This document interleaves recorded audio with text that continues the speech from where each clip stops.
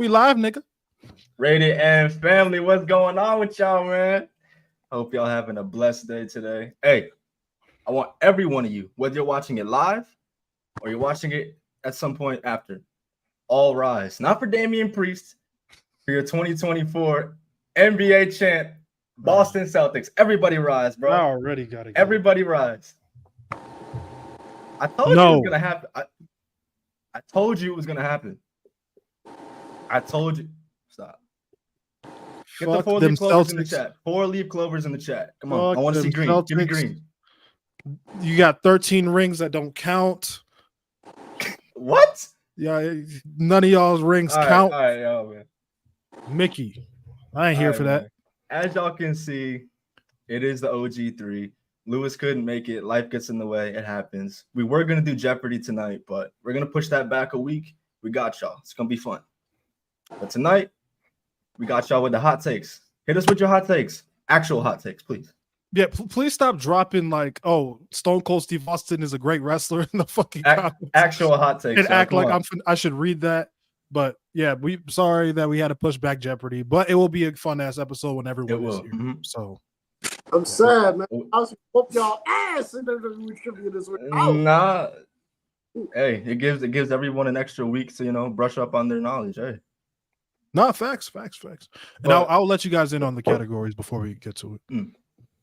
But aside from the hot takes, we do have a lot to talk about. A lot happened this week in wrestling. Starting on Monday Night Raw, we saw the debut, or I guess the re-debut, of Uncle Howdy and the Wyatt Six. And I don't know what the fuck that was. That looks like something out of a movie. I'll tell you what that was. I think that is a top 5 debut in the history of Monday Night Raw. Ooh. Getting early with the hot takes?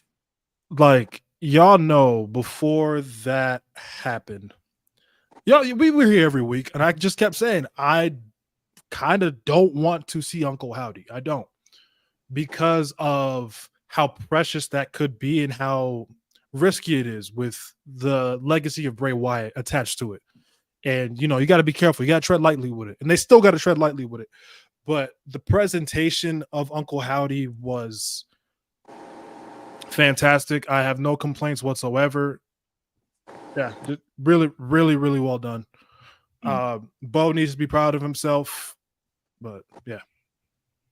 Hey, Wyatt Six, if you're listening to this, bro, I know I said some things about you on this podcast. I mean, I want to like that, bro. But after the slaughter y'all gave the entire Raw locker room on Monday, I don't know how far y'all reach is. I don't know how far y'all reach is, but I don't want no smoke, man. I'm sorry for talking about y'all that way. I don't want no smoke. Please don't come bother me. Please don't don't murder me like you did Chad Gable, please. Bro. I'm sorry. I'm sorry, Uncle Howdy. I'm sorry. I'm sorry, Uncle Howdy. I'm sorry. Just leave me alone, please. I'm sorry. I'm sorry. I'm just trying. Yeah. Sorry. I'm just trying to be funny and get some views. I'm sorry. Please. Chad Gable is no longer with us. My God. And WWE just casually slots in Ilya Dragunov in his spot next Monday. Ahmed in the chat said, "Go get Cam, please." He said, "Go get." Oh man! The day after Juneteenth is crazy. Crazy work. But Khris, what'd you think, bro? What'd you think? I personally loved it. My only concern is how does this translate to pro wrestling? Right. Like you can't put championships on these guys. Can you? I don't think so. I don't think their characters call for it. I don't see how they fit in world title scene. I saw a clip today by Vince Russo. Actually, I don't really watch this stuff, but I just seen a clip. Oh God. He said, what the fuck did he say? He said that WWE cannot write for the Wyatt Six. You need actual horror writers to do that. And I was like, yeah, low-key a good point, but at the same time, you gotta have the wrestling writers in there to kind of like push it back to like, all right, this is not a horror movie. While this is cool, it's not a horror movie. We gotta push this back to to WWE style shit. He said verbatim, if Triple H books this thing 100%, he said the whole group will be dead in 3 weeks. I don't know. I feel like Bo needs the most input out of anybody. Because I'm sure he knows more than anyone. Yeah. I trust him. Yeah. I think he knows more than anyone what Bray's vision would have been. So, but then again, I like how it's only 5 of them. And what I've heard is they're leaving the 6 out because the 6 is Bray in spirit. Right. I've seen so many variations of how the Wyatt 6 is spelled. I've seen like the number 6. I've seen 6 like I'm sick. Yeah, sick. I don't like which is it? I don't know. I think it's the second one because I think that's how WWE licensed it. Okay. So okay. Yeah. So the official members are Bo Dallas, obviously, Nikki Cross, Joe Gacy, and Dexter Lumis. Definitely didn't look like them on the show. No, it didn't. Some of them were pretty small. I ain't gonna lie, Dexter Lumis got it. I'm like, whoa, bro, you shrunk, bro. Right. Or maybe we're wrong and it's not Dexter Lumis and it's someone else entirely. Hey, Dexter, what's going on with you and Indy Hartwell, bro? Did y'all get a divorce? Did y'all get a divorce? What's going on? That's all I need to know. What's going on, man? What's going on? Did you and Indy get a divorce or something, bro? Why you want to know, Cam? I'm just curious, bro. I don't want to get the belt. It's too hot for that, but I will. Man, look at first off, Indy Hartwell is a lesbian, okay? So look at Indy lesbian first off, okay? Second of all, I would like storyline continuity here, so I would like to know what happened with Indy and Dexter Lumis. I would like some storyline advancement here because I would like to know. But no, I can't get with. But no, Indy Hartwell don't. But no, Indy Hartwell's gay, so you know. I don't believe him. Amongst the rubble, besides Chad Gable, I saw some people thinking they saw Carmelo Hayes laying there. Some people thought Gunther was laying there. I'm like, what?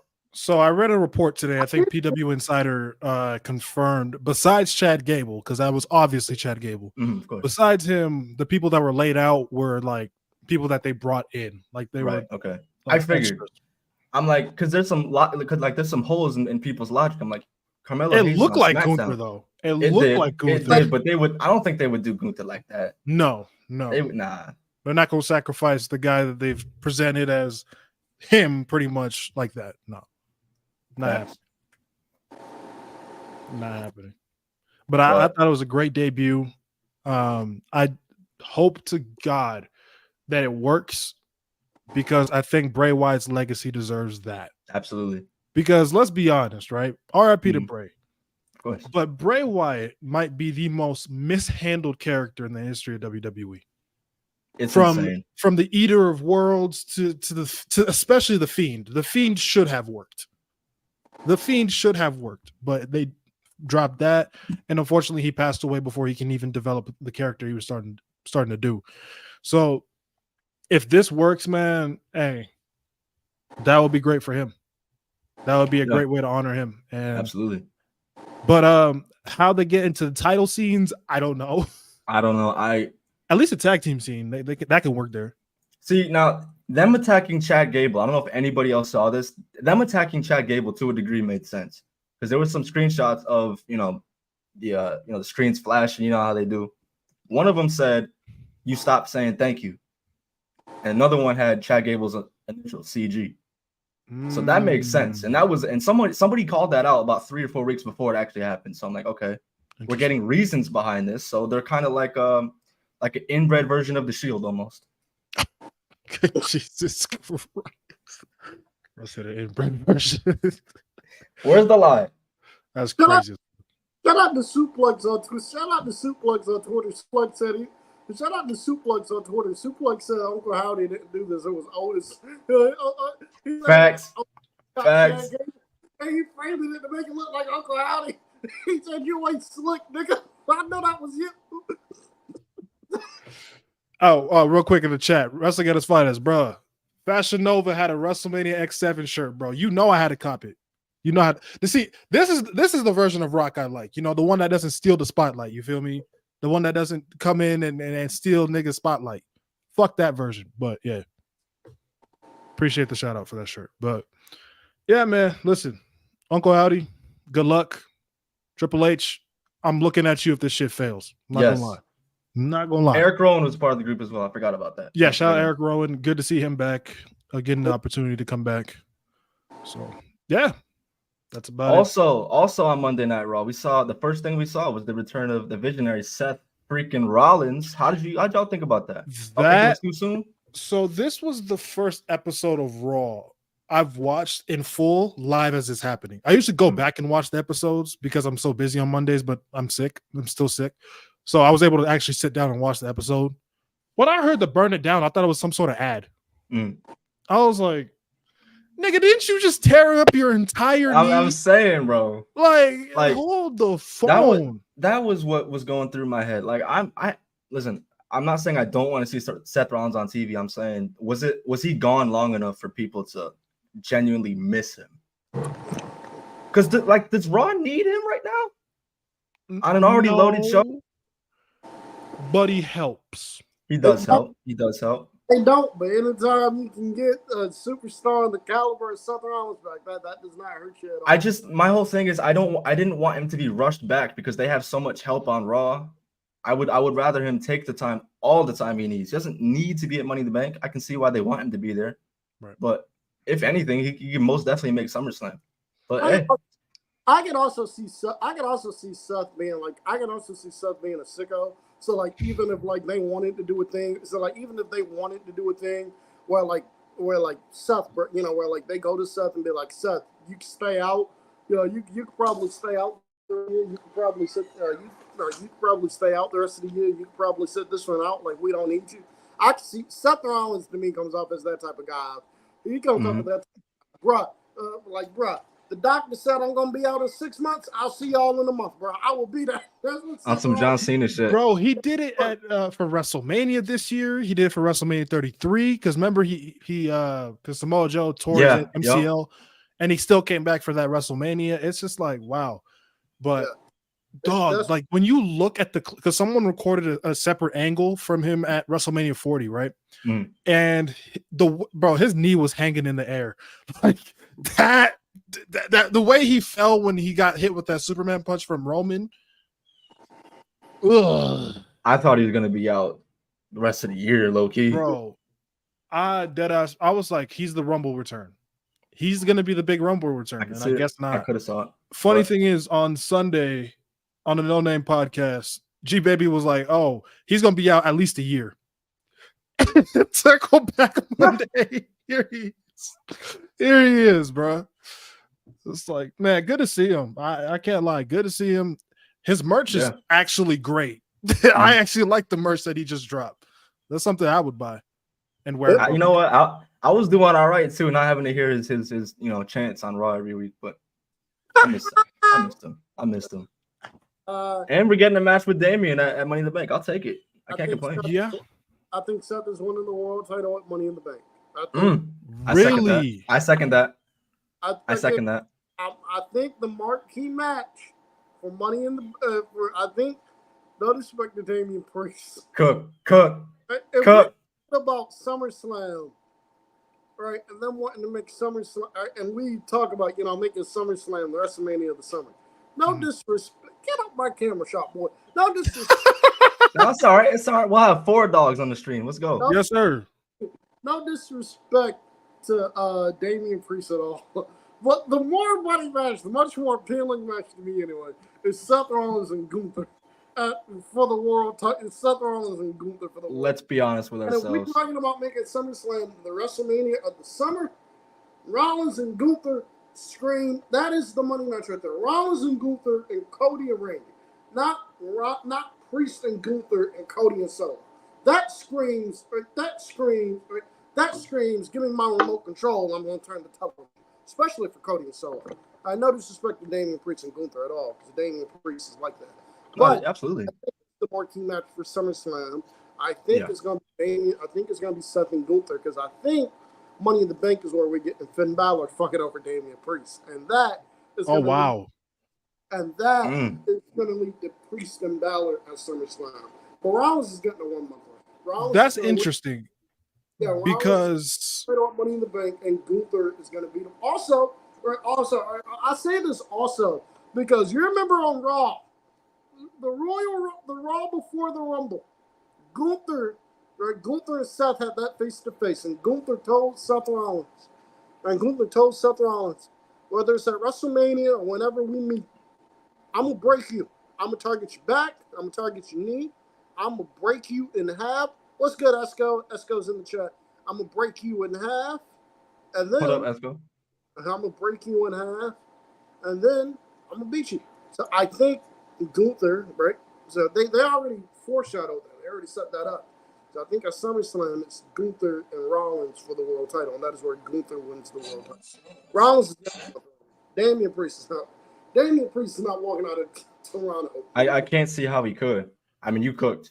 I mean, you make a good case for that, bro. You really do. I agree with you. Listen, in this title reign, Damien Priest has really grown on me. Yeah. I am a big Damien Priest supporter now, but still, to me, Priest and Gunther does not scream SummerSlam. And it mainly comes down to other reasons, but mainly comes down to the fact that it's heel versus heel. And it's just like, what's the story here? And I feel like that's a match you can do like a Money in the Bank. Right. And it's not to say it would even be a bad match. No, it'd be a great match. It'd be a great match because they're both two fantastic wrestlers. But I don't know. I just like, what's the story? I care about stories. Well, especially when you go into like a big four. I care about stories. And I mean, like, what's going to be the build between them two? You feel me? If Damien Priest walks out of Money in the Bank still as champ, that shows me how much WWE thinks of Damien. 100%. And if they're rocking with it at that point, I'm gonna have to see it through. Yeah. But at this point, I'm just glad Damien's okay after that botch spot at Clash. That looked tough. But hey, they both played it off great. They're both professionals to their team. Drew just kicking him down. It took him a little minute to get him out there, but hey. Chris, I'm glad you brought up that bot spot because I want to say this. Here we go. Just listen to me. As y'all get it ready. Just listen to me. Just listen to me. Hold on before you pull out the sign in the boat. All right, I'm here now. You guys know I am not a Jade Cargill fan. You guys know this, right? That's obvious. But to sit there and shit on Jade Cargill for the botch spot. Wait, for the botch rope spot she did at Money for the botch rope spot that happened at Clash at the Castle, I think is grossly unfair. And I think it's absolutely disgusting. Okay, first off, everybody on that show, outside of Zoe Stark for some reason, everybody on that show had an issue with the ropes. That's one. Two, Jade Cargill did it perfectly fine. Or two, she did that same botch. Two, she did that same spot perfectly fine at Backlash in France. And three, this shit happens. It doesn't matter if you're a 4-year pro or 20 or 25-year vet. This shit happens. It happens. Excuse me. This shit happens. So to sit there and shit on Jade Cargill for this is not fair. So to sit there and shit all over Jade Cargill for this happening is not fair.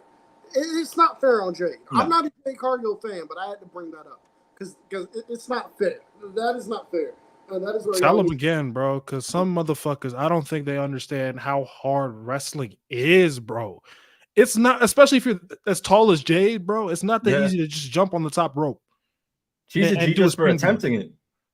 Yeah. A lot of people wouldn't even try. Like Cam just said, she's done it before, and it was very smooth.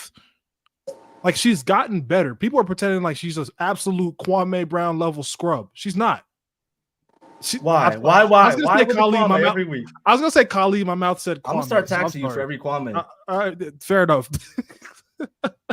But I'm still not a fan. But I just have to. That's fine. That's fair. That's fair. Everybody clip that. We just got Jade praise from Cam. Everybody clip it. Crazy. But yeah, no, I agree. That's completely ridiculous. But no, back to Rollins and Priest. I don't know. I'm very like in the middle on who wins that. Because, so let's look at Priest, right? He won off a cash-in, and yes, he's a heel, so I don't have much of a problem with this. but he hasn't won any of his matches clean. He's always had help. Yeah. Right? Any of his title defenses, he's had help. So if he just loses to the guy who was already champion, matter of fact, Damien brought this up. He was Seth's first challenger when Seth won the title the first time. So it's like, damn, that puts a little bit of a damper on Priest's reign. Just a little bit. Just a small damper. But at the same time, Cam makes a very, very good point. I'd rather see Seth versus Gunther. And they have that tease back before the Rumble when Seth was supposed to be, quote unquote, drop the title and relinquish it and go away. If you want to make SummerSlam the WrestleMania of the summer, you do Rollins and Gunther. If not, don't do it. Because at that point, what are we doing? SummerSlam is supposed to be the second biggest show of the year. No disrespect to last year. Outside of Roman Reigns and Jey Uso and Cody and Brock, there was nothing on that show last year that screamed, this is the second biggest show of the year. I was just gonna say they're gonna have to rebound for sure this year, and I'm pretty confident that they will.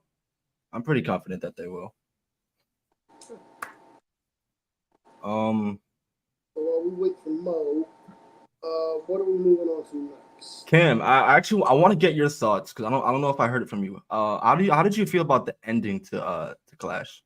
Did you think that Drew should have won?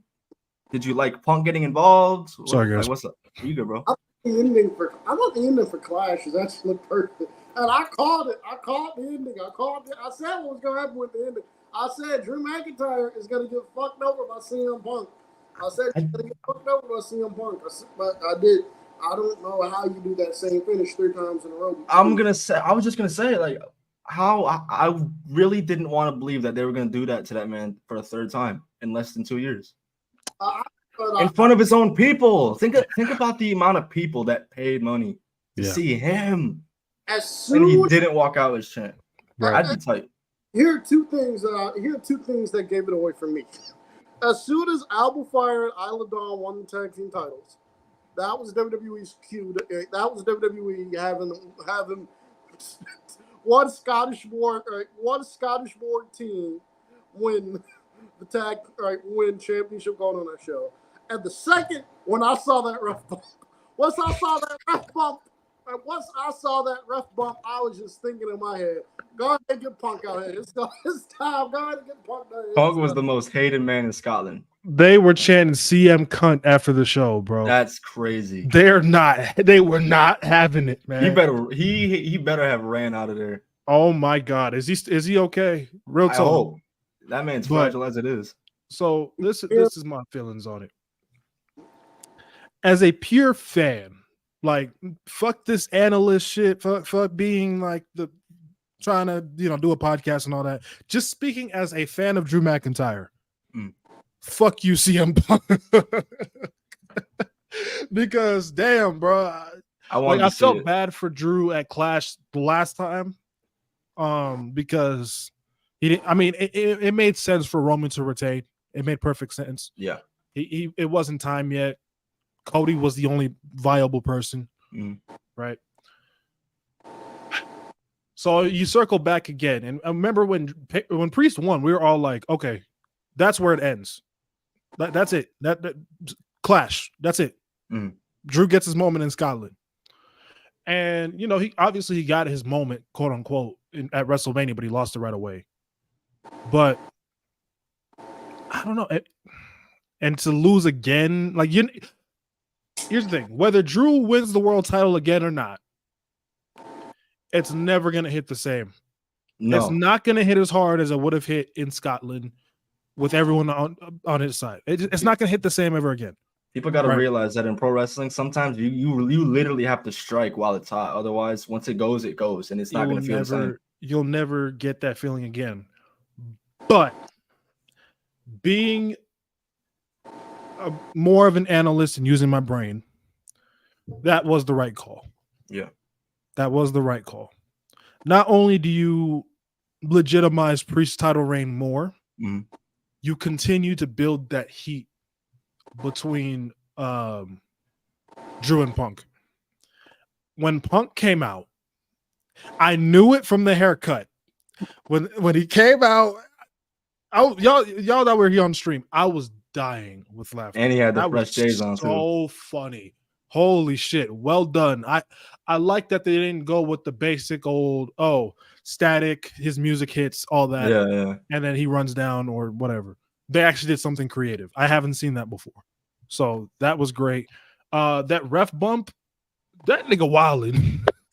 Y'all see he leaped off the apron. He wilded.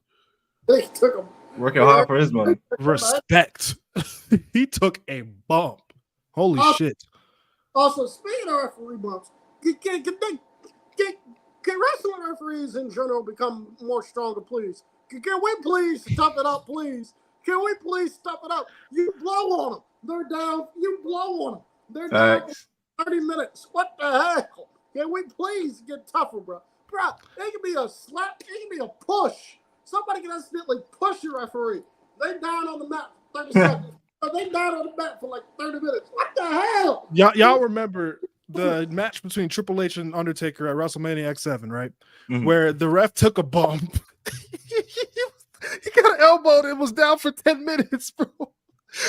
The match turned into a no DQ match because of the ref being dead. Like, that is one of those wrestling tropes. Even as a kid, I was always just like, bro, how weak are these referees? What the hell? Why is this nigga down for so long, bro? Oh my god. But, bro, we need Earl Hebner back, bro. Earl Hebner wouldn't take no shit, bro. He was beefing with Triple H. He was like, nigga, move. Yeah. Bro, you can visit with Earl Hebner, bro. Earl Hebner fight back, bro. Like, you gonna push me, nigga? That's what we need, bro. Facts, bro. I don't know. That is one of those wrestling tropes, even as a child, I never understood for real. But hey, it is what it is. I think they handled that thing at Clash pretty well. Yeah. One thing at Clash that I want to get into that I don't think they handled very well was Sami Zayn and Chad Gable. Really, Chad Gable. They jabbed my man out on Saturday and then murdered him on Monday. What we doing, WWE? That's what he gets for re-signing, bro. They did him dirty by re-signing, and they did Drew dirty by re-signing. Becky was smart. She's like, I'm taking a break. Fuck you. Like, move. But listen, I love Sami Zayn. I actually like Sami Zayn more than I like Chad Gable, right? But nothing wrong with that. Terrible call. This is what I was saying before. Sometimes you got to strike while the iron's hot. I've been saying that they should have put. It made too much sense. It did. Like, because we can say the same. Excuse me. We can say the same for Drew, right? But with Drew, you can actually see a way why it makes sense for him to not win. Right. For Chad, Chad's whole thing, since his matches with Gunther, is I want the Intercontinental Championship. That's the belt. I want it. To the point he turned heel. He turned his back on the fans for that belt. He's been given 5 title matches and didn't win one. He's cooked, bro. He done. Move on. Like, how do you justify him getting another title match? You don't. You can't even have me personally, bro. You can't even have him go and qualify for it because it's too far gone. Why? It's too far gone. Why do you deserve one? What have you done? No. What I thought they were going to do on Raw was I thought that, I know Chad Gable lost, but I thought what they were going to do on Raw was they're going to have to creep, right? Was that they're going to have to creep brothers beat the piss out of Oker and beat the piss out of Alpha Academy. They joined with Gable. And then you have the Creed brothers and Chad Gable literally beat Sami Zayn to a pulp. To where Sami Zayn is like, bruh, I want to murder Chad Gable on pay-per-view and I'll get him here. And that is how you get the final match with Gable and Sami, and then Gable wins in Canada. That's what I thought they were going to do. I thought they were going to do that on Raw. But no! They didn't! What the hell are we doing, WWE? I think what they're going to end up doing is they're going to do Gable and Otis, and that's where you get the Creeds. Listen, I think that's how they're going to do it. I think Cam's way of doing it would have been a lot better in my book to build more of that babyface fire for Otis. But listen, bro. Also, to be perfectly honest with y'all, Chad Gable, you had 5 opportunities, you lost Get that championship on Braun Breaker. Facts. Yeah. They Money were in the cooking bank. with that segment with Sheamus. Money in the Monday. bank. I love it. Do it. Do Hot four- shot it onto do a four- Braun Breaker. Yo, speaking of Braun Breaker, real quick. Ludwig Kaiser got split in half on Monday.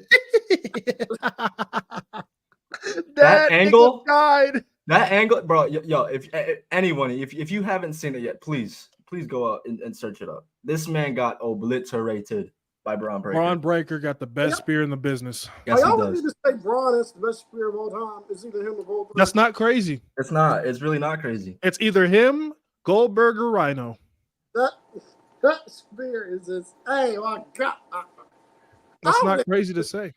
Well, But I nah, would hate bro. to take a Braun Breaker spear. My God. I would hate to take a Braun Breaker spear. Ain't no way to hell.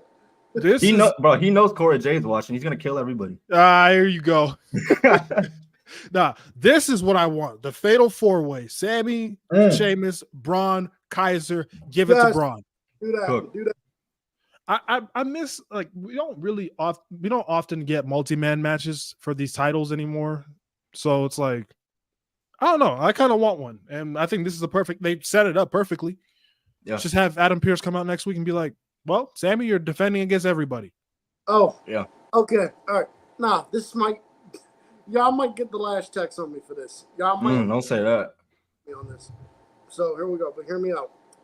What if Chad Gable recovers from being murdered in time to make Money in the Bank? He wins Money in the Bank, and Chad Gable, instead of cashing in on the world title, since Chad Gable's become so obsessed with the IC title, he cashes in on the IC title. Okay, we're not doing this again. We're not doing this again, bro. See, you were going somewhere. There's a couple going gaps in your somewhere. logic. Chad Gable, I Chad think- Gable, deceased or not, has already been replaced by Ilya Dragunov. Facts, low key. But I'm sorry. So, you know what, Cam, I'm exposing you. Bro, this man proposed that we need a Money in the Bank briefcase for everybody, for every division. I The didn't mid card, the tag team. Whoa, when was this said? This was in the chat, bro. Every division. I never said every division. What I said was a couple You're getting years. side eye. What I said was a couple years Motherfucker. ago, I would not have been opposed to doing the mid card Money in the Bank.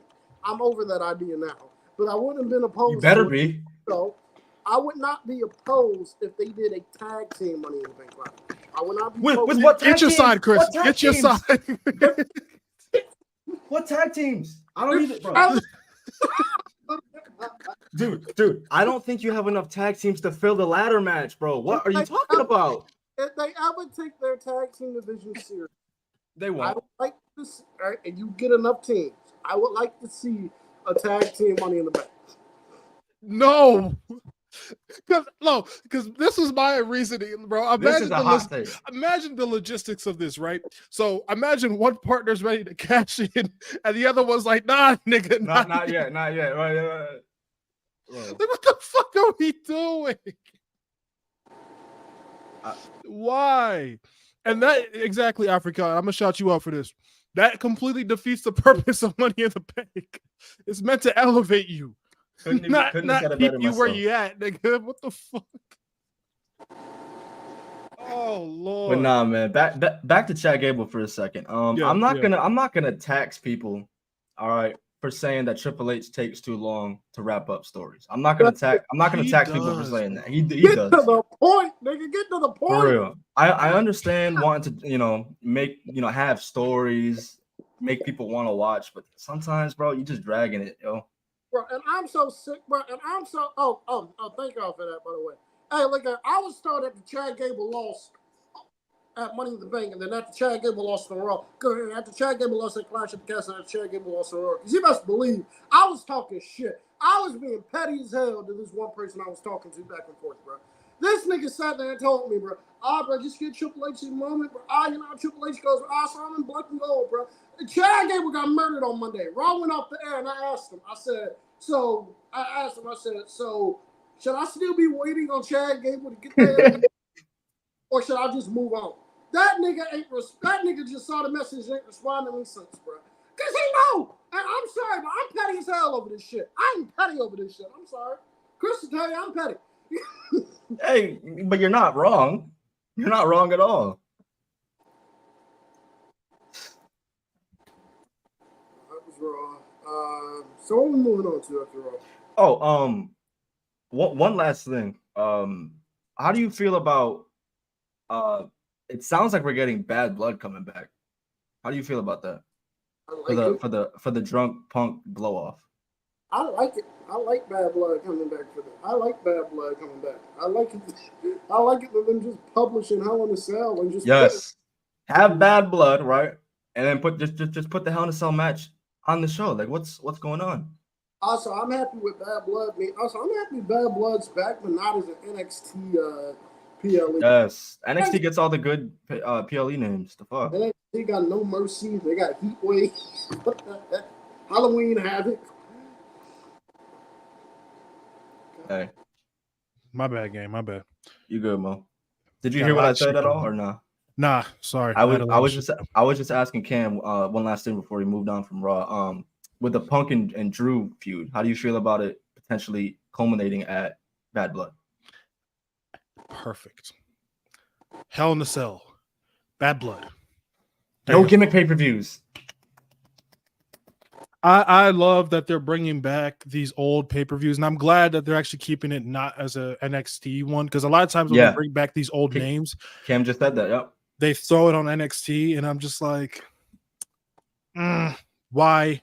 Like, I pray to God they bring. There's one pay-per-view, and it's solely because of the memory that it brings to me. Say it. Armageddon. Okay. I was thinking In Your House, but okay. That would be cool. That would be cool. They need to bring back Halloween Havoc, but for the main roster. Yeah. That's such a cool pay-per-view name too. Halloween Havoc. Yeah, put Bad Blood in like what? November? No, not November. Probably October. Huh? Yeah, but where would you put Halloween Havoc? Because that's October too. Oh fuck. Yeah, that's the thing. All right. Thank God we're not booking the shows. Right? Too many logistics, bro. Fuck all that. People get paid actual money for that shit. Shout out to y'all that get paid. Do your thing, bro. I agree with some of you on the chat saying bring back Cyber Sunday. I do agree. Cyber Sunday would be sick. Yeah. It would work perfectly now. I do not understand how the hell, especially with the age of wearing with social media and shit, how the hell WWE is not brought back Cyber Sunday. I do not understand that at all. Yeah, it's a very easy. Well, not easy. There's probably some shit they got to do, but that's something they really should bring back, especially like Cam said in this day and age. They're probably scared though that they're gonna throw. People are gonna go with their throw. We're gonna get Omos versus the Great Khali just for fun. Why are you putting that in the air, bro? It would cook. What are we talking about?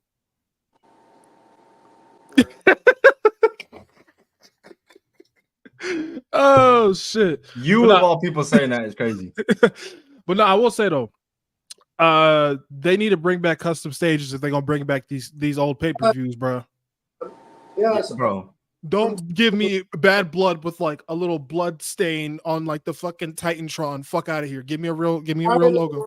I'm tired of the Raw SmackDown setup for pay-per-view. That needs. I was cool with it for a couple of weeks. Now it's just lazy. AEW YouTube. Stop putting up your Dynamite and Collision stages for pay-per-views. A giant screen with the pay-per-view logo is not a set. That is not a pay-per-view set. That is a waste of time. Be creative. Come up with something. Let me ask you something. What do you prefer more, or what do you like more? Okay. The regular ramp that goes down, or the ramp that stays at the same level to the ring? Like how TNA, the one you go down. Go down. I don't know. That's how Adam Cole got hurt, right? I believe so. I just prefer the dives, bro. I prefer the big dives. Yeah. And you can't really do that with. Well, you can, but it doesn't look as impactful. Right. So. Just something to like make the shows look and feel different. Raw and SmackDown are supposed to be separate shows, yet they're everything's the same. From the championships, the setups. All that's missing from SmackDown is an actual roster. Yep, Cam. The more I think about it, bro, I'm on your side. End the fucking brand split. I told niggas. It's not even like the concept of it is not bad because it can work. How do I know? We've seen it work. These niggas don't know how to do a brand split, bro. Why the fuck? Bro, I don't care that they are in Chicago. Why the hell is CM Punk a Raw contracted superstar appearing on SmackDown? Yeah, I'm taxing them for that. I'm taxing them for that. SmackDown is in Chicago. Why the fuck is on Raw? I know he's on Raw. I know he's on Raw. I saw that bullshit draft they did. I saw that god awful bullshit draft he did, and I saw with my own 2 eyes. CM Punk is on Raw. I saw that shit with my own 2 eyes. I watched that bullshit draft for nothing. For nothing. I saw that shit with my own 2 eyes. Why is this nigga on SmackDown? Bro, Chicago can go one show without CM Punk. Bro, they will be okay. I was about to say, listen, I gave Tony Khan the smoke for this. I'm going to give WWE the same thing. Everybody gets the smoke for it. Bro, I'm not going to be inconsistent. Y'all need to stop milking the CM Punk in Chicago thing. Stop it. Stop it. We get it. He's from Chicago. Okay, and like, don't put him on Raw if you don't want him on, bro. Fuck that. No. Then end the fucking brand split if you can't be consistent with it. What's the point?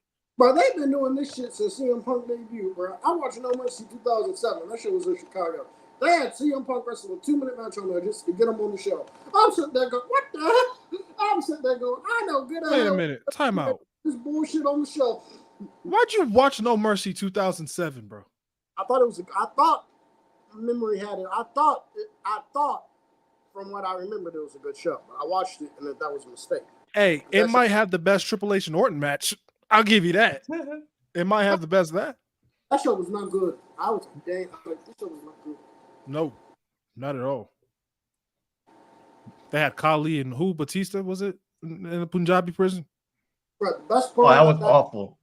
Bro, the best part about that match, I swear to God, the best part about that match was when Batista jumped from one side of the cage. I remember you said that last week, yo. That was cool. I gave him a standing ovation. I said, my God. That's crazy. This guy. But let's move on from WWE since we are an all wrestling podcast, man. Let's go on to AEW a little bit. AEW announced that on August. I forgot the exact date. I probably should have. That's me being a bad podcast. I should have looked that up before we got on here. But sometime in August, AEW. First off, AEW is coming back to North. First off, Dynamite's coming back to North Carolina. They're coming to Winston-Salem. I've been asking for Dynamite to come to North Carolina now forever. I ain't been to a Dynamite in 2 years. The last Dynamite I went to saw CM Punk and Wardlow. That's the last Dynamite I went to. So thankfully, we're getting Dynamite back. And so thankfully, we're getting Dynamite back in North Carolina. But outside that, AEW is bringing Dynamite to Cardiff, Wales for the first August time. 21st. August 21st, they're coming to Cardiff, which I am extremely happy about. I'm extremely happy about the UK. Anytime the UK audience gets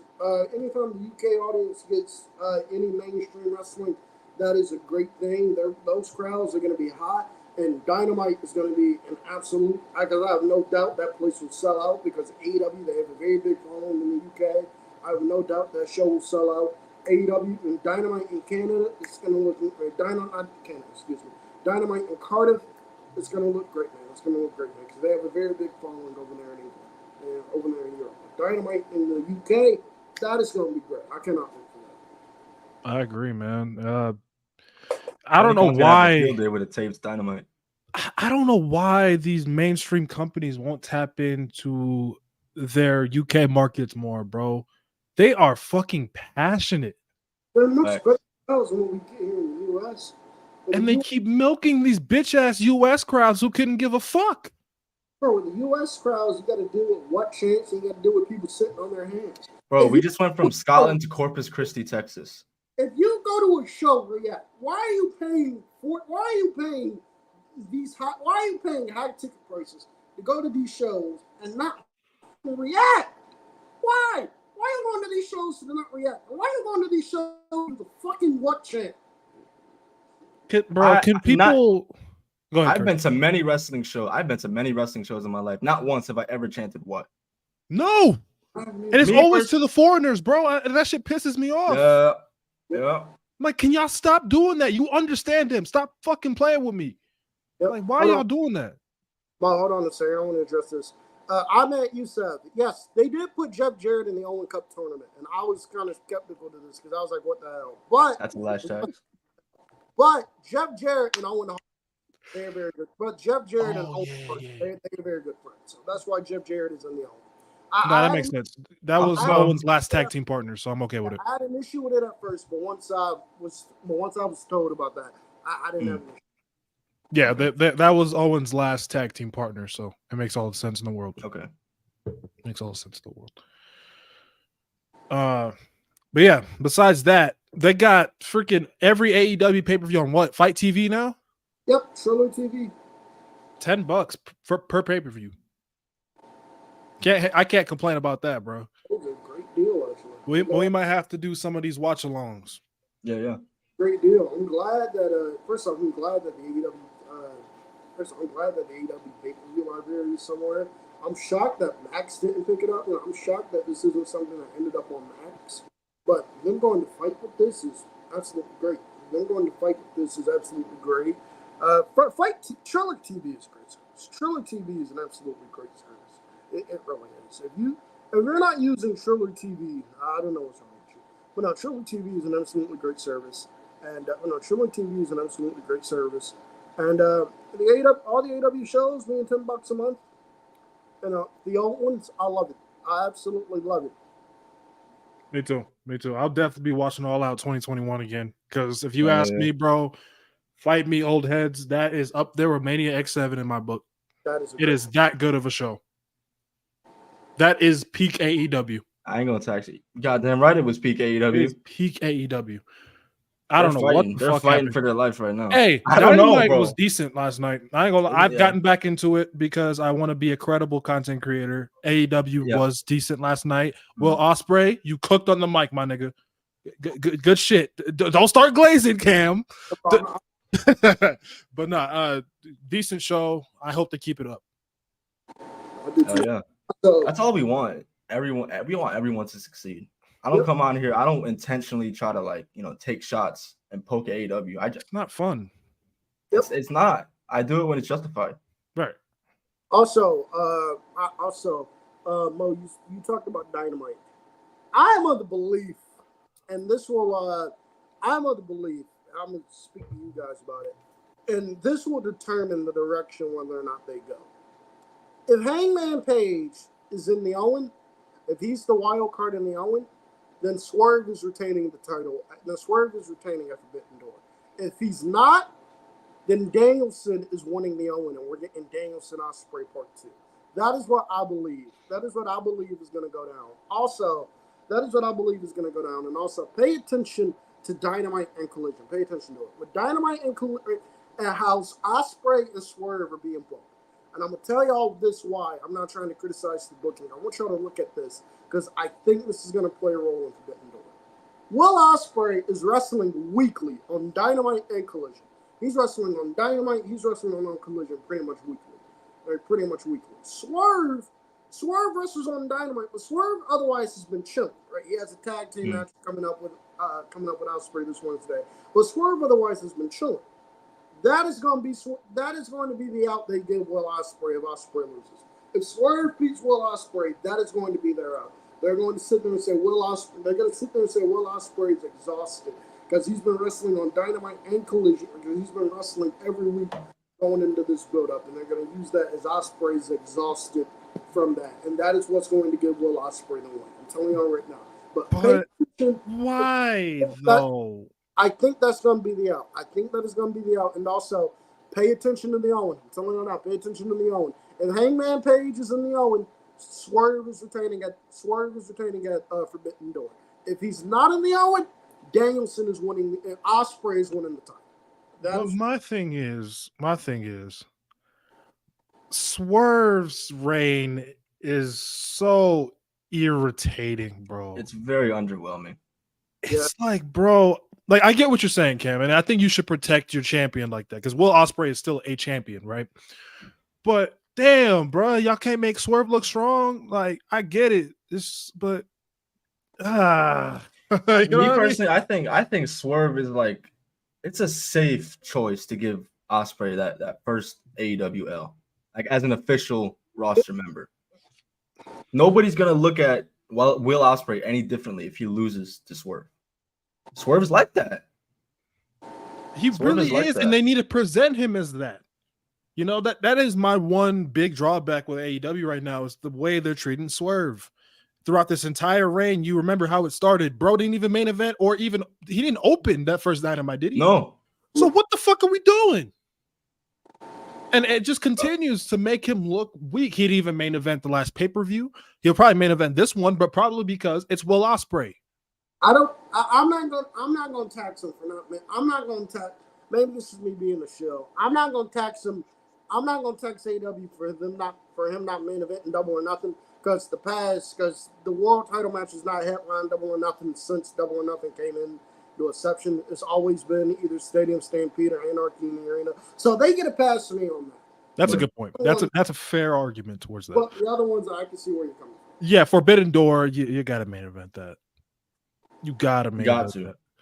All in, I don't. It depends on what Ospreay's match is. He better main event All In.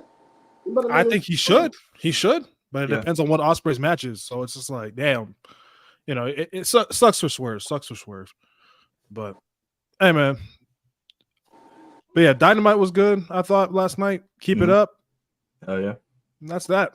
We don't have really much else to talk about, do we? Oh wait, NXT. What y'all think about Joe Hendry? Y'all believe? Bro, that one took me out. I wasn't even looking at the screen. I just heard it. I was like, what the fuck? One of the biggest pops in NXT history. It'll go down as top 5 this year. That was great. Hey, bro, you know what I find ironic about the Joe Hendry stuff? Where was the video package at NXT? Where was this? Well, to be fair, he got tossed out in like 15 seconds. We didn't get a video package on Joe Hendry explaining who he was, bro. Or why was niggas know who Joe Hendry is? He's not an NXT talent. Joe Hendry could have promo, you know, basically. Still, what was the video package though? Joe Hendry came up with the battle royal. Where was his video package at? AEW haters. Where was his video package at? Meanwhile, if AEW put somebody from CMLL on television, y'all sit there and go, who is this nigga? Where's the video package at on this nigga? Here's the difference. A nigga from CMLL, niggas don't know who that is. Niggas know who Joe Hendry is. Niggas know who Frankie Kazarian is. There's people who don't watch TNA Weekly. They know who Joe Hendry is. Not everybody. What if I'm a WWE casual? What if I'm a casual? Did you hear the reaction, bro? Yeah, I've seen a lot of TikToks being like, I've never seen this man wrestle, but I believe in Joe Hendry. Niggas know who Joe Hendry is. Niggas know who Joe Hendry is. Same with Frankie Kazarian. Exactly. Niggas know who Frankie Kazarian is, bro. We don't have to build that up. I do kind of like how they're building TNA feuds on NXT television. Yeah. I mean, we saw Kazarian and we saw Kazarian throw out Joe Hendry. Storyline progression right there. Storyline progression. I love it. I'll take it. Love to see it. You love to see it. Bro, the final 4 or 5 in that match was spectacular. Javon Evans is him. He's him. I told Cam's been saying this for years, bro. He's him. He has, bro. I've been saying this. The first time I saw Javon Evans wrestle was DPW. I forgot the name of the show, but it was DPW 2022. He had a match with Cheeseburger on that show. A cheeseburger. But he had a match with Cheeseburger on that show. After I was saying, he gonna be something. That nigga gonna be something. That nigga gonna be something. I have been singing his praises since 2022. I've been singing his praises since 2022. Wait, he's crazy. 20, isn't he? I was gonna say he's like 2021, right? He's like our age. He's 19. He's no way. Hold on. Motherfucker's getting spanked by someone who can't even drink legally. That's crazy. Hold the phone, bro. This nigga cannot be 19. There's no way. He's like that.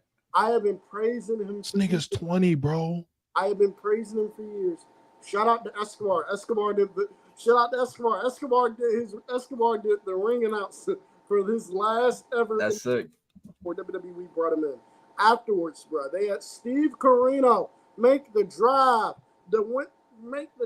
to Jacksonville, North Carolina, and Steve Corino handed Javon Evans an NXT jacket, bro. I was damn near crying in that audience, bro. Javon Evans, I've been saying it. I've been singing his praises since 2022. And if you think I'm a hypocrite, you can have several friends of mine on Twitter. because I have been praising him for years. I've said he is going to be something. He is going to be something. Cam was. I wasn't like. Yeah, no. I wasn't in on it, so I was just like, all right, we'll see. But Hey, he wasn't lying, man. hey, congrats, man. Cam's local indie gets Jay Malachi. My local indie gets Jinder Mahal. Real story, you guys. Not too much on Jinder, bro. Not too much. No. Way too much on Jinder. Hey, Thunder. Hey, Matt Thunder, guess what? It's Ron Evans versus Calvin Tankman from UPW in 2022. I was there for that show. I was there live for that show. I was there. You lucky bastard. I swear to God. But shit, y'all boys ready for hot takes, man? So I know we don't have much more on the lineup, but we can jump into these hot takes. Chat, go ahead and spam them up. Go crazy. Let us know what you feeling. Don't piss us off too much. Hey, say what you want, but don't drop any bullshit like everyone agrees with. Yeah, again, like please, actual hot takes. Please. Like, y'all know what a hot take is. Give us some heat. You feel me? But I went all the way. I scrolled up to the very top from the very beginning of the show where y'all started putting them in here. First one is very interesting, and I've been ready to attack this one since we started. I like Eddie Guerrero, but his legacy is posthumously overrated just because he died. He was never on the level of Rock and Austin, and he wasn't main event worthy. That is, he wasn't main event worthy. Is crazy. He was never on the level of Rock and Austin. I agree with. But I agree with that. The second part, I do not. Wasn't main event worthy is insane. If you want to point to any man who is if you can get as close to a perfect professional wrestler, exactly, it's Eddie Guerrero. The range he has as a babyface, the range he had as a heel. He's obviously probably a top 5 in-ring worker of all time. Easily. He can talk on the mic. Eddie can make you smile, cry, and laugh in the span of 5 seconds. That's how fucking good he was. Now, to say he wasn't on the level of Rock and Austin, like you boys said, I agree with that. But that was star power wise. Yeah. But even Rock and Austin will tell you how good Eddie was. So Rock said that was one of his best matches. Yep. Working with Eddie. Yep. Also, it does say something that, and I know they have Bailey, and I know they have Bailey, and I know they have Damien Priest. But still, though, I'm talking about, right, and I guess you can count those as Latino stars. But I'm talking, like, next Lucha Libre stars. The only 2 WWE has successfully made in the past 30 years have been Rey Mysterio and Eddie Guerrero. That is it. It's great representation on top of that.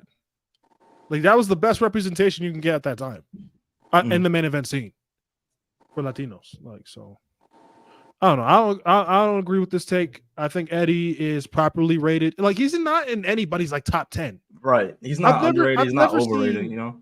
I've never seen Eddie in anybody's top 10. So to say he's overrated is kind of crazy. Yeah, no. That's just me. A hot take from Matt Thunder is Ospreay is a top 10 wrestler on the mic currently, and it's been that way since 2022. Top 10 is not crazy. That's not crazy. On the mic? Well, he actually put an edit saying 2023, but I mean, you're talking about someone. I listen. He's a very good promo. Just less use of the word bruh, please. Yeah, I agree with that. I know everybody has their words, the catchphrases, but right. Oh, bro. No, it's like Mercedes with that CEO shit. Who are the top 10 promos in wrestling right now? Right, we got Cody. We obviously got Cody. You got MJF in there. We got MJF. LA Knight, MJF, Edge. Would you put Drew in there? You could arguably. Drew. Punk, definitely. Eddie Kingston. Yeah. 7. Swerve? Did y'all say KO? Oh, Kevin Owens, absolutely. Kevin Owens, for sure. Okay. Would you put Randy Orton on the list? No. No? Okay. Currently, no. Do we count The Rock? No. I don't count The Rock. Roman Reigns? Yes. Okay, so that's 9. Who left? Rick. Who? Rick. Trick Williams, yeah. That's probably not the top 10, but those are 10 better. I could say. Yeah. Okay. Yeah. I wouldn't quite say that's the top 10, but that's definitely 10 better. Mo, put this John Hancock take up here. Hold on, we'll get to it. We'll get to it. I haven't seen it yet. Hot take: Braun Breaker will win the Rumble and face Cody and beat his ass. That would be blasphemy. You're gonna do all that for Cody? If Braun won in the Rumble, I would not hate. I would not hate if Braun won the Rumble and they just put the world title on him at WrestleMania. I would not be against that at all. Will it happen? No. Yeah. If it happens, Braun Breaker is so damn entertaining, bro. Him killing people on TV. Oh, WWE. I forgot to mention this on Raw. Y'all need to be careful with Braun Breaker and how y'all use him. Because I'm telling y'all right now, I'm telling y'all right now, with Braun Breaker, y'all are going to end up turning that man baby face way sooner than you want to. I don't even think he's a heel for real. I'm gonna be honest. Because he has legitimate gripes, bro. Like, why is he not in these qualifying matches? I don't think he's a heel, to be honest, bro. They are going to end up turning Braun Breaker babyface way sooner than they want to. That man is gonna. They're gonna force. The fans are gonna force Braun babyface. I'm telling y'all, the badass that goes up there and just beats people up gets over. Look at Rhea Ripley. Whooped everybody's ass on that roster. Now people keep cheering Rhea. The dominant badass heel eventually goes babyface because people want to cheer for him. You look back at wrestling history, and every badass heel that went babyface, and every badass heel, they eventually go babyface. MJF is a prime example. Big facts. Here's one from our brother Esco, man. This is interesting. I saw it earlier when he typed it in, but we're gonna talk about it now. Triple H had a better rivalry with The Rock than Steve Austin did with The Rock.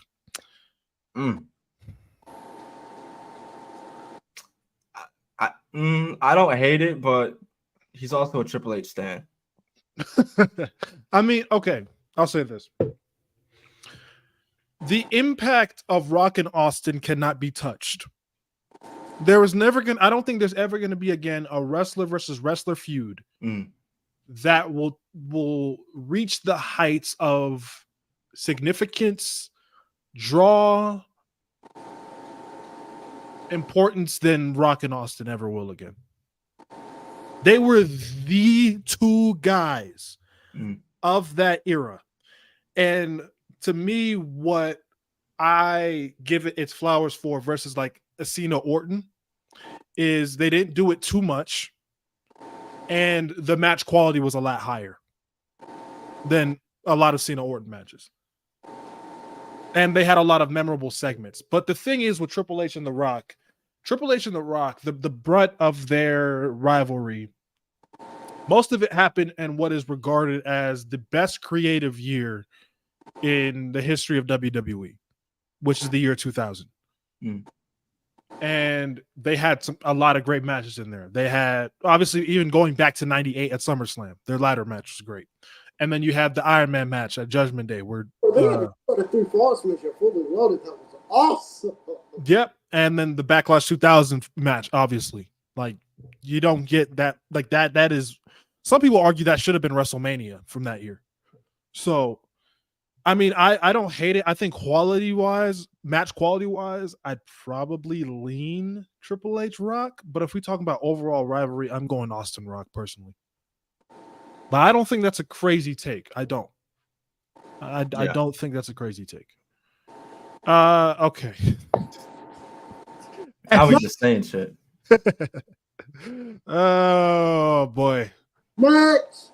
If you can actually tell me what Kali does better than Jinder, I'll let you have it. Then we'll have a conversation. Simple. Shit. Okay, I've got to scroll a bit to get to the next one. Oh, goodness gracious. Okay, well, I'll get to that one in a second. That didn't sound good. Ludwig Kaiser should beat Sammy for the IC title in Germany. Yeah. Not opposed to it. I would love it. Yes, I would love it. Now that's a hot take. I'm not opposed to that. I would love it. I'm not opposed to that at all. If they don't put the title on Braun Breaker, give it to Ludwig. Yes. It's kind of a spit in the face to Vinci, though, no? I mean, they're not using that nigga anyway. Who cares? Where the fuck is Vinci at, bro? I saw a highlight tape of Vinci, bro. And I was like, I miss my. Bro, I saw a highlight tape of Vinci, bro, and then getting it. And I'm like, I wanted to slap the shit out of Triple H. Like, you can't find that for my nigga to do. You just Why do they draft people and then not use them? Here's an actual question. Okay. How many years has Odyssey Jones actually been on Raw? that nigga still employed. 2 years. How many times has he actually been on Raw? Donut. What are we doing with this guy? It's ridiculous. Is he And he bringing the actually booth has to cater? talent. He actually has talent too. I've seen him wrestle. We He's gotta really good. put like a Fucking sign up, bro. We gotta look SOS. for this guy. God. We gotta do what Ciampa did for fucking Gargano. We gotta Yeah, look for bro. this nigga. Where is Odyssey Jones? Dijak. Well, why'd you call Dijak back up from NXT? You weren't going to use it. Baron Corbin, Well, same thing. Well, it's fuck Dijak until he ratios Nate on Twitter. So yeah. Dijak is like that. Yes, he is. Adam Copeland's spear is better than No. Nah, Nope. you deserve your ass whooped. Nah. Need your ass whooped. I will say though, You talking about It's- a hug to the ground versus an actual spear? it's not on the same tier. You need your ass whooped with a belt that's branded, boy. Brand that belt and whoop your ass. This is what you need. Nah. What I'll say about Edge's spear is that Edge, when in his first run, his spear was trash. To be completely honest, let's keep it a buck. Garbage spear. But when he came back, that looked like it started to have more impact to it. But I also think the fact that Edge was working with better sellers now in the second run than he was in his first. And I think a lot of what makes a spear look good is how you sell it. Right. And I think people who were taking it this time were selling it marvelously. I'm at, let me tell you something, boy.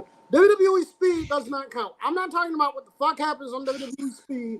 On Nigga WWE. said, boy. I'm talking what the fuck happens on Raw. The day after Juneteenth is crazy. I'm talking about WWE speed. That shit don't count. Okay? Okay? Don't bring that shit to me, nigga. Don't put that shit in here, bro. Oh, they on main event. Oh, speaking of which, main event. I gotta watch the match between Julius Creed and Tyler Bate. That is legitimately peaked. That sounds like it cooked. Yeah, that has legitimately sparked my interest. Get out my camera shot, boy. That is legitimately sparked my interest. But don't sit there and throw speed in my face, nigga. Like, has the nigga been on Raw? Has the nigga been on SmackDown? Matt Thunder, bro. They started using Baron last week. That was 1 week, nigga. That was 1 week. That was 1 week, nigga. I've legitimately seen him twice since the draft. I need to see him on my TV weekly before we have a conversation.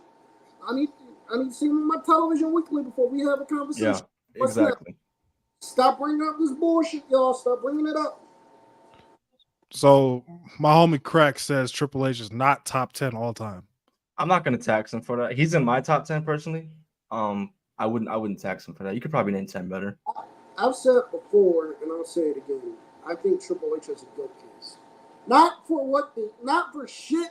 I'm not including for what he did. They're hanging around Esco too much. He did in the ring. I'm talking about what he's done beyond it. You look at the career he's had, and then you look at beyond it.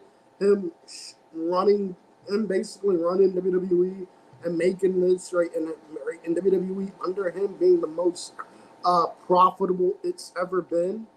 He has a GOAT argument, I think, for that. I think he has a GOAT argument for that. You better be careful the way he books. People are gonna start taxing him. Bro, I'm gonna send y'all this in the chat. Funniest thing I've ever seen was like a video just calling him a fraud. This shit was comedy gold. LA Knight, in my opinion, is overrated. Got a push, then went on to do nothing big. But does that make him overrated though? That's not his fault. That's WWE dropping the ball. It's the same thing I said before. There's a certain time and a certain place to pull the trigger. They missed. They did. That ship has sailed for me. Also, personally speaking, I am so over calling people like LA Knight and Jay so overrated. When they are clearly, or when they're on TV as much as they are, one, because they're clearly popular, and two, they might not be Mac technicians in the ring, but they're decent. They go in there, they put on good quality matches. Just I don't like Jade. And before you throw Jade Cargill in my face, Jade Cargill bores me to tears. So that's why I should have so much. The woman bores me to tears. But LA Knight and Jey Uso, they're perfectly fine wrestlers. They've shown they can have perfectly fine wrestlers. People pretend. I think people use the word overrated in the wrong context sometimes. Yeah. Because, like, do you mean like overrated in terms of how they're presented on television as top stars, or overrated by the fan base? Because I don't think anyone in the fan base puts Jey Uso in like a top 10. Like, nobody puts Jey Uso in a top 10 best wrestlers on the planet right now, or even a top 15. Same with LA Knight. Nobody puts them that high. People just like them. Mm. So I don't see how that's like correlates to being overrated. But if you see him was overrated, then hey, I can't really fight you on that. Hot take: Triple H, I'm assuming Triple H is an overrated talent. He had a lot of bad matches and rivalries. Y'all can even look back at his WrestleMania history. He gets a lot of heat for the Reign of Terror, and understandably so. Understandably so, of course. I gave it to him. Yep. But overrated against, we're just throwing that word around. Can't do that. Can we? Yeah, he's had a lot of bad matches and rivalries. Every wrestler has had a lot. Yeah. John Cena, the Undertaker. It happens, y'all. It definitely happens. His WrestleMania history sucks, though. I will not fight that. I'll never forgive him for Booker T. 30 years just to go for the cover, and he still takes that pin. I'm sick to my stomach. But not even Booker T. But let's break down his WrestleMania matches real quick. Go for it. Warrior sucked. 12 at Warrior sucked. 14 with Owen Hart was a disappointment. 15 with Kane. Well, what would you classify that? Good or what? Mid. 2000, the four-way was mid with the bad finish. 2001, Undertaker was great. So that's the first great Mania match. Mm-hmm. Jericho match was good. I enjoyed it. It's overhated. I enjoyed it personally. The Booker T match was good until the finish. Yep. The 20s one of the best matches in Mania history. The match with Batista, I thought the match with Batista was okay. 22 with Cena was good. 24, the three-way, it's kind of 25, Orton versus Triple H, god awful. 26 with Sheamus was meh. And then 27 and 28 with The Undertaker were fantastic. 29 with Brock Lesnar was mid. That was mid. I liked that. I enjoyed it. I liked it. I think it was too long. Yeah. Brock Lesnar, I think had good matches. I don't think Triple H and Brock Lesnar had good matches. 30 with Bryan. That is his best WrestleMania match. It is probably one of the best openings in WrestleMania history. That's his best match at WrestleMania? Either that or End of an Era. I think it's End of an Era, but. And then 31, 32, 30. The Roman match sucked. 33, the Rollins match was boring. 34, the mixed tag was great. Yep. And 35, the Mania match was. In 35, Rollins and Batista was. Batista and Triple H was boring as hell. It went too long. It was 30 minutes of these two old men flicking each other's piercings. Like, I'm tired. Yeah, the highlight of the match was Triple H pulling his nose ring out. That shit was funny. I ain't gonna lie. That shit was funny. That shit was funny. Coaster says we just got to add. What the fuck, YouTube? I let you be in charge of the ads and you don't put any, you dicks. God damn it. But as long as y'all enjoying the show and it's not like clogged up with ads either. I don't want that either. Next one. Damn, we just piling up on Triple H now, huh? I guess so. Triple H's booking of the Raw Women's Champions are strange. Rhea barely feuded with other women, had no build, and was wrapped up in the Judgment Day feuds. And now the same is happening with Liv. I agree with that. I agree with that. I agree with that. I would say that it's because the division, they just don't have any names in the division. But Triple H deserves some criticism for that. You have a 3-hour show. You need to. I've spoken about this before. The women. I don't understand how Shawn Michaels, and I understand Shawn Michaels is not working with the same size roster Raw and SmackDown are working with. I understand that. But I don't understand how Shawn Michaels on a 2-hour show manages to find time for women and actually give these women stories and characters and reasons why I should care, and lets them go out there and gives them opportunities to get over. But Triple H does not do the same thing with the other women. I just do not understand. Yes, he tried with Candice LeRae, Indy Hartwell. It did not work. Don't give up on it. Trust me. No, you can't give up. Candice and Indy are two. Candice LeRae in particular is very good. But Indy Hartwell, I think, especially if she was given a chance, would match more what WWE likes to do. Because Indy Hartwell, even though in the ring, Indy Hartwell is not good. Indy Hartwell is not a good wrestler in the ring. But Indy Hartwell has personality. Indy Hartwell has character. Indy Hartwell can be funny. She can be entertaining. How do I know this? Because I saw this in NXT. And guess who was running it? That's the thing. That's the thing that doesn't make sense. Guess who was running it at that time? Yeah. And my whole thing is how are you supposed to get better if you're not actively on the show? How do you get better at anything if you're not consistently doing it? Can we say Triple H is an NXT merchant? Yes. I'm not gonna tax y'all. I'm just playing. I've been calling. I wouldn't tax y'all though. I've been calling him an NXT merchant for years. But I really wouldn't. I don't understand how Shawn Michaels on a 2-hour show can find time to dedicate stories to the women, while on a 3-hour show, you can't find time to tell me who these women are. You can't run video packages. Yes. When you put them out there, the crowd is going to be dead. But if you put them out there, you have them wrestle for 5 minutes. Why should I care about somebody who's wrestling for 5 minutes? Exactly. If you put Tegan Knox in a 10-minute match with somebody on that roster and you continue to do it, I guarantee you, Tegan Knox will start to get over. If you run, bro, I don't understand this. The segments that WWE do on TikTok and Instagram, I don't know why they just don't run that shit on television. Shayna Baszler is always Shayna Baszler is always Stark, prime example of that. Watch Shayna Baszler and Zoe Stark on TikTok. Zoe Stark is harassing Shayna Baszler all the time, and it's freaking hilarious. Why can't y'all do something like that on them? They would get so over. Facts. I'm so tired of the women's divisions on the main roster needing a title to be important, feuds to be interesting. Why? It's ridiculous. You don't need it, dog.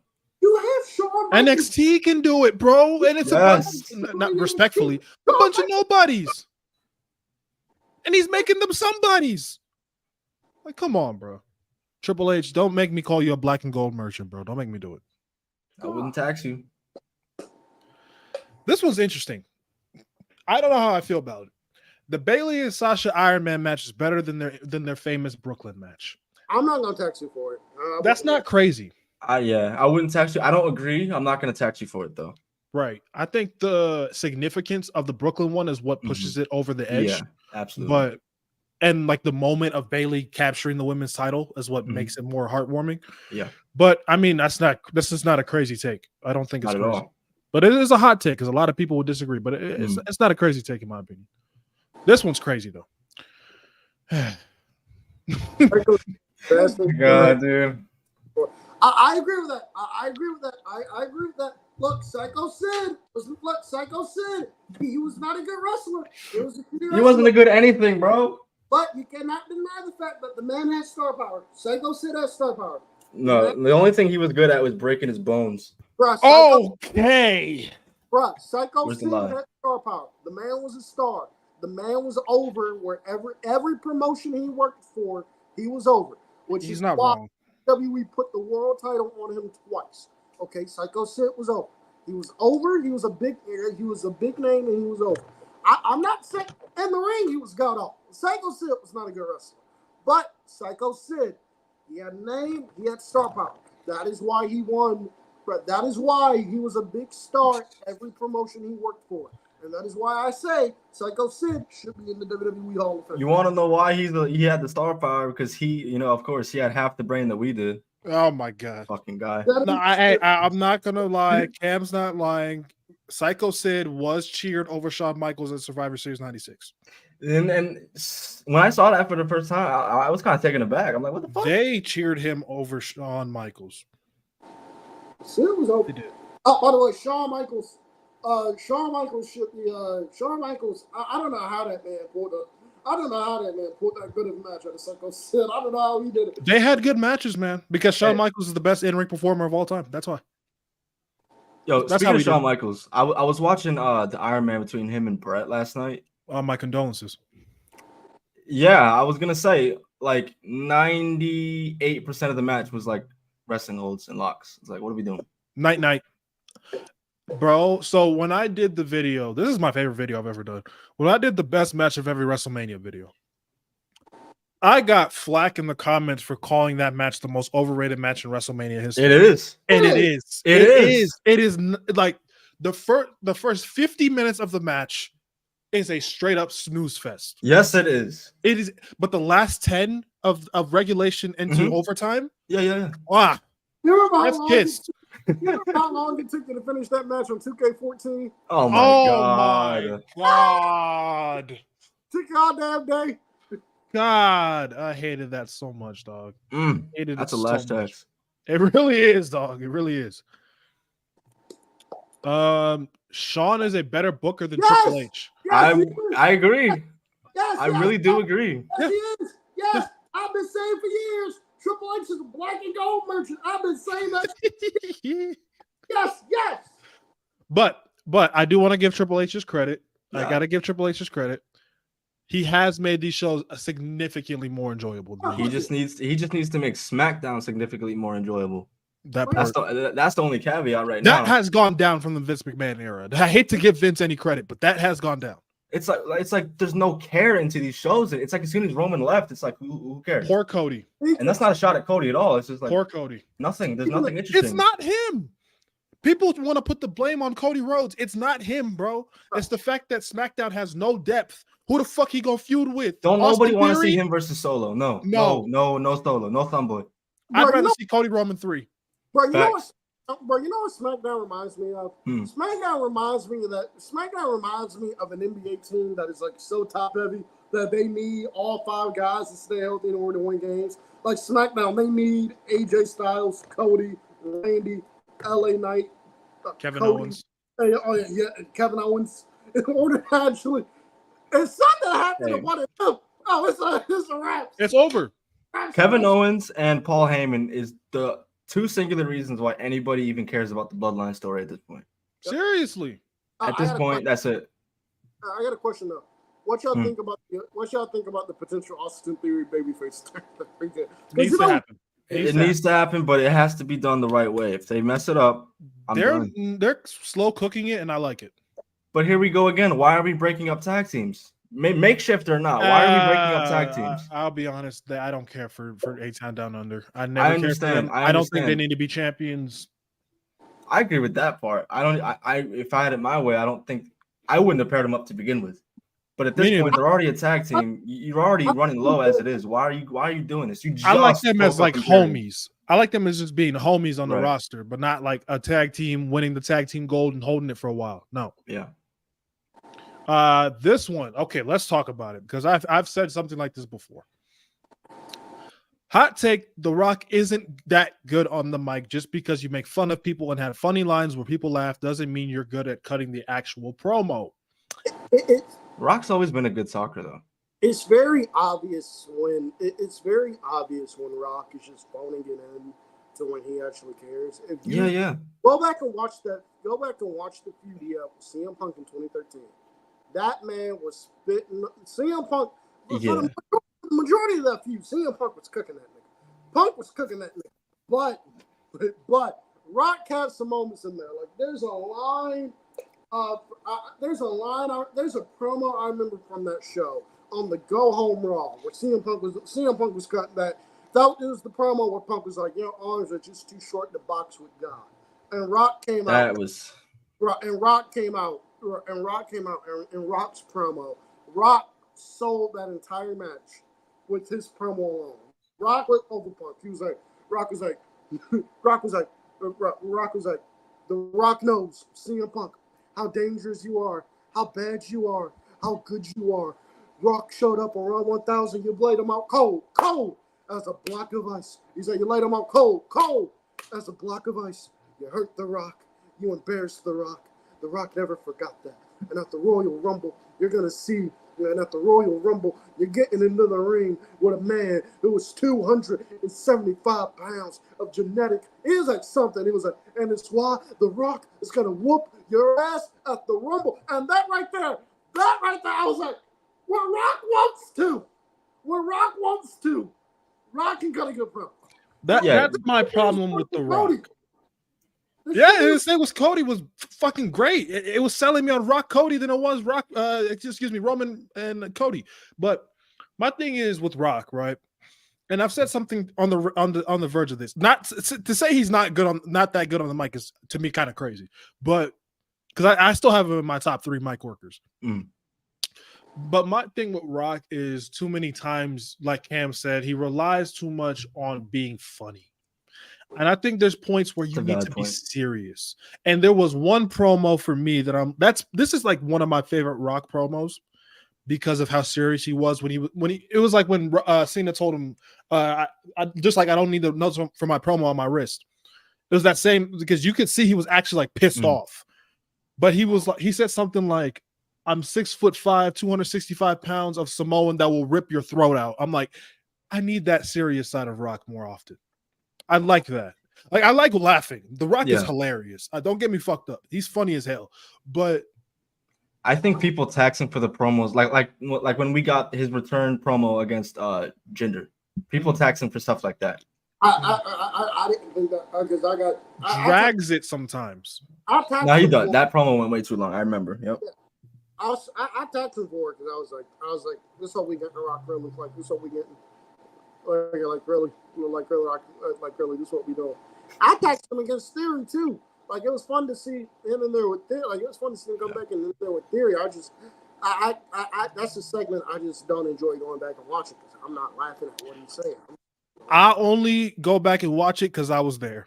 That's the only reason why I'm even like caring to go back and watch it. That's a flex you got for life, bro. You got to see The Rock in person. That was great. I did not see that shit coming at all. Hey, bro, here's a follow-up question for everybody. Okay. Who y'all taking on the mic? The Rock or Austin?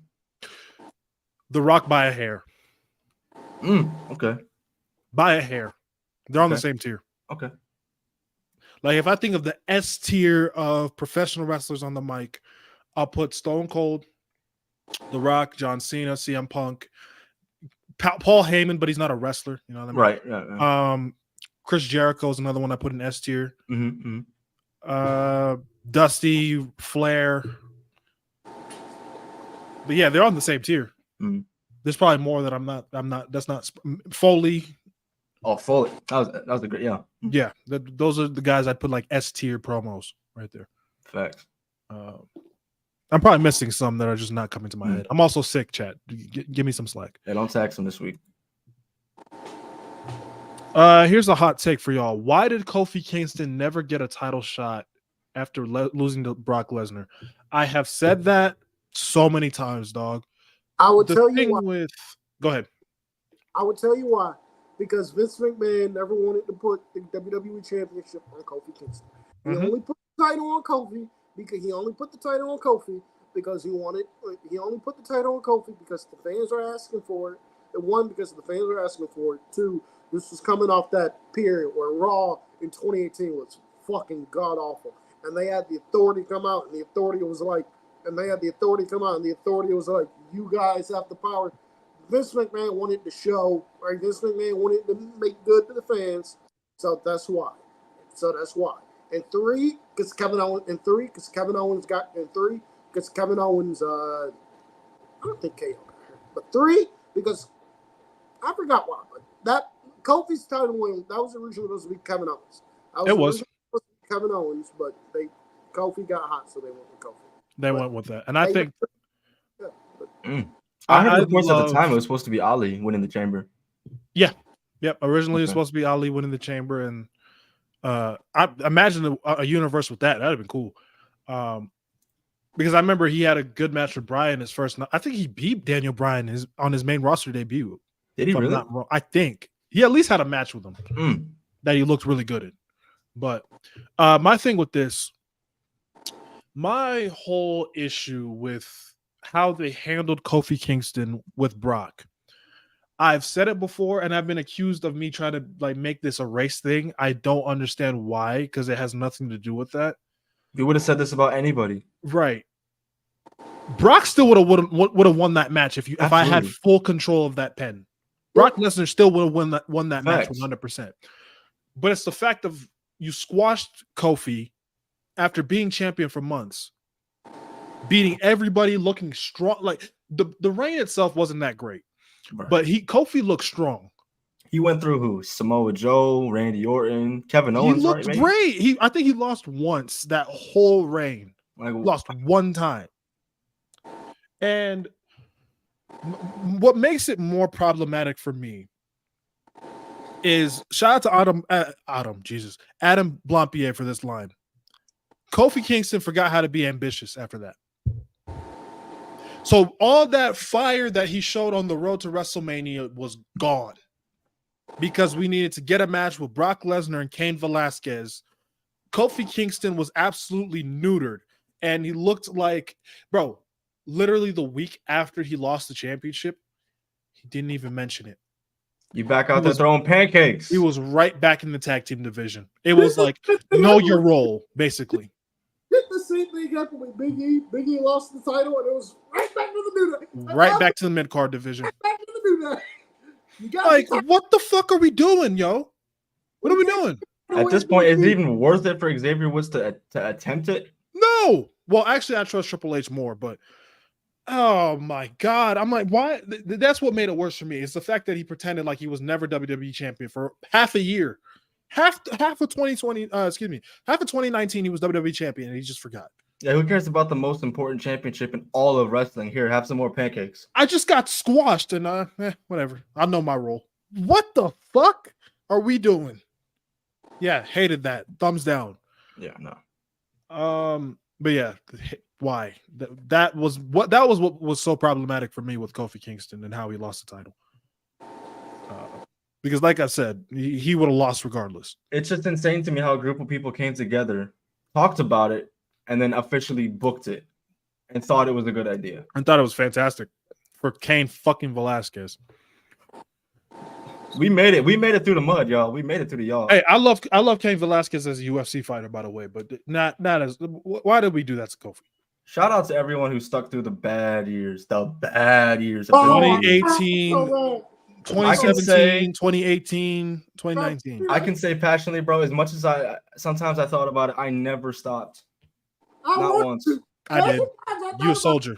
There was some times I thought about, bruh. After the dog food segment here, Esco had to hold me back. That's how bad I was, bro. He had to calm me down. Like, he's like, it's all right, Cameron. It's all right. It's okay, Cameron. It's okay. But that segment legitimately pissed me. I told Esco, hey, watch this shit no more. I would want to see the Cam crash out for this, bro. Yeah, no, that shit was fucking ridiculous. I ain't gonna lie to you, bro. Again, people came together, thought that was a good idea, and still booked it. Hey, Khris is more of a soldier than I am. I dead ass quit. I started to wake up in about 2018. I was like, all right, what the fuck are we doing now? Hey, the one good thing that came from the Roman Reigns and Man Corbin feud, that is what. Just listen to me. The one good thing that came out of it, that is the feud that made Roman Reigns go to Vince McMahon and go, yeah. That is the feud that made Roman Reigns go to Vince McMahon and go, okay, I'm not doing this shit no more. I'm not doing right. No more. Like, thank God. Like, nigga, I'm going home. I'm going home. Either turn me heel or I'm not coming back. Turn me heel or I'm not. Because at some point in that rivalry, Corbin pinned Roman, and that was the rest is history after that. That was the last time Roman was pinned up until Jay. Mm-hmm. And my God, that rivalry should have been over after Royal Rumble, but they kept it going for Super Showdown. Oh, God. They let them feud from October to February. What are we doing, idea, bro? Oh my! Thank God for the tribal chief, man. Because if it wasn't for that, I don't think we could have top 15 conversations with Roman Reigns. No, I don't think No. so. He's in my top 10 personally. He's 10 for me, personally. I think moved I got Brett him at out. For people that call me a Brett Glazer, I moved Brett out. Yeah. Okay, next one. Seeing as how the fans have yet to turn on Cody, depending on how he's booked before potentially turning heel, I believe he has the potential to be a top 3 WWE babyface of all time. Esco's been saying this for a while too. I think so. I've been saying it. It's like he is today Potential- what John Cena used to be. But cheered. Right. But universally cheered Right. every town he goes to. You know, obviously the internet doesn't like this man. Well, some people on the internet don't like Cody. Roman crybabies. That lovely luau bitch. Grown man, by the way. Nah, bro, that lovely luau bitch. Fuck you, bitch, for wanting Roman. Oh my God. That sounded a little personal. I hate that. I hate that. God, I hate that bitch. Bro, just block her. Hey, the mute button and I have been best friends on Twitter. I ain't gonna lie to you. A bitch had the nerve to call me a coon. I hate that bitch. She called you a coon? We were going back, but something happened. Basically, I got called like a coon or something like that. So Oh my God. I do not like that bitch. Wow. That's crazy. But yeah, top 3. Okay, so what is the top 3 right now? I think Austin's number 1. Oh, sure. Without Cody. Stevie. Y'all might not like Whoa. Stevie says no? Stevie said no. He says Cena's the best babyface ever. Over Austin. He's a bigger draw. Well, I'm like, it absolutely not. It goes back to what you just said. Cena was super like indifferent to a lot of people. Hey, People are trying to rewrite history now with Cena. hey, I still think he's the GOAT. He's I my think 2. No. He's my 1. I take her at 2. Yeah, Yeah, he's my same. 1. Yeah, he's my 1. Yeah, y'all know. so Hogan. Yeah, I was gonna Let's say. tell the Hogan for truth. sure, yeah. Let's tell the truth. It's Hogan. Yeah, come on.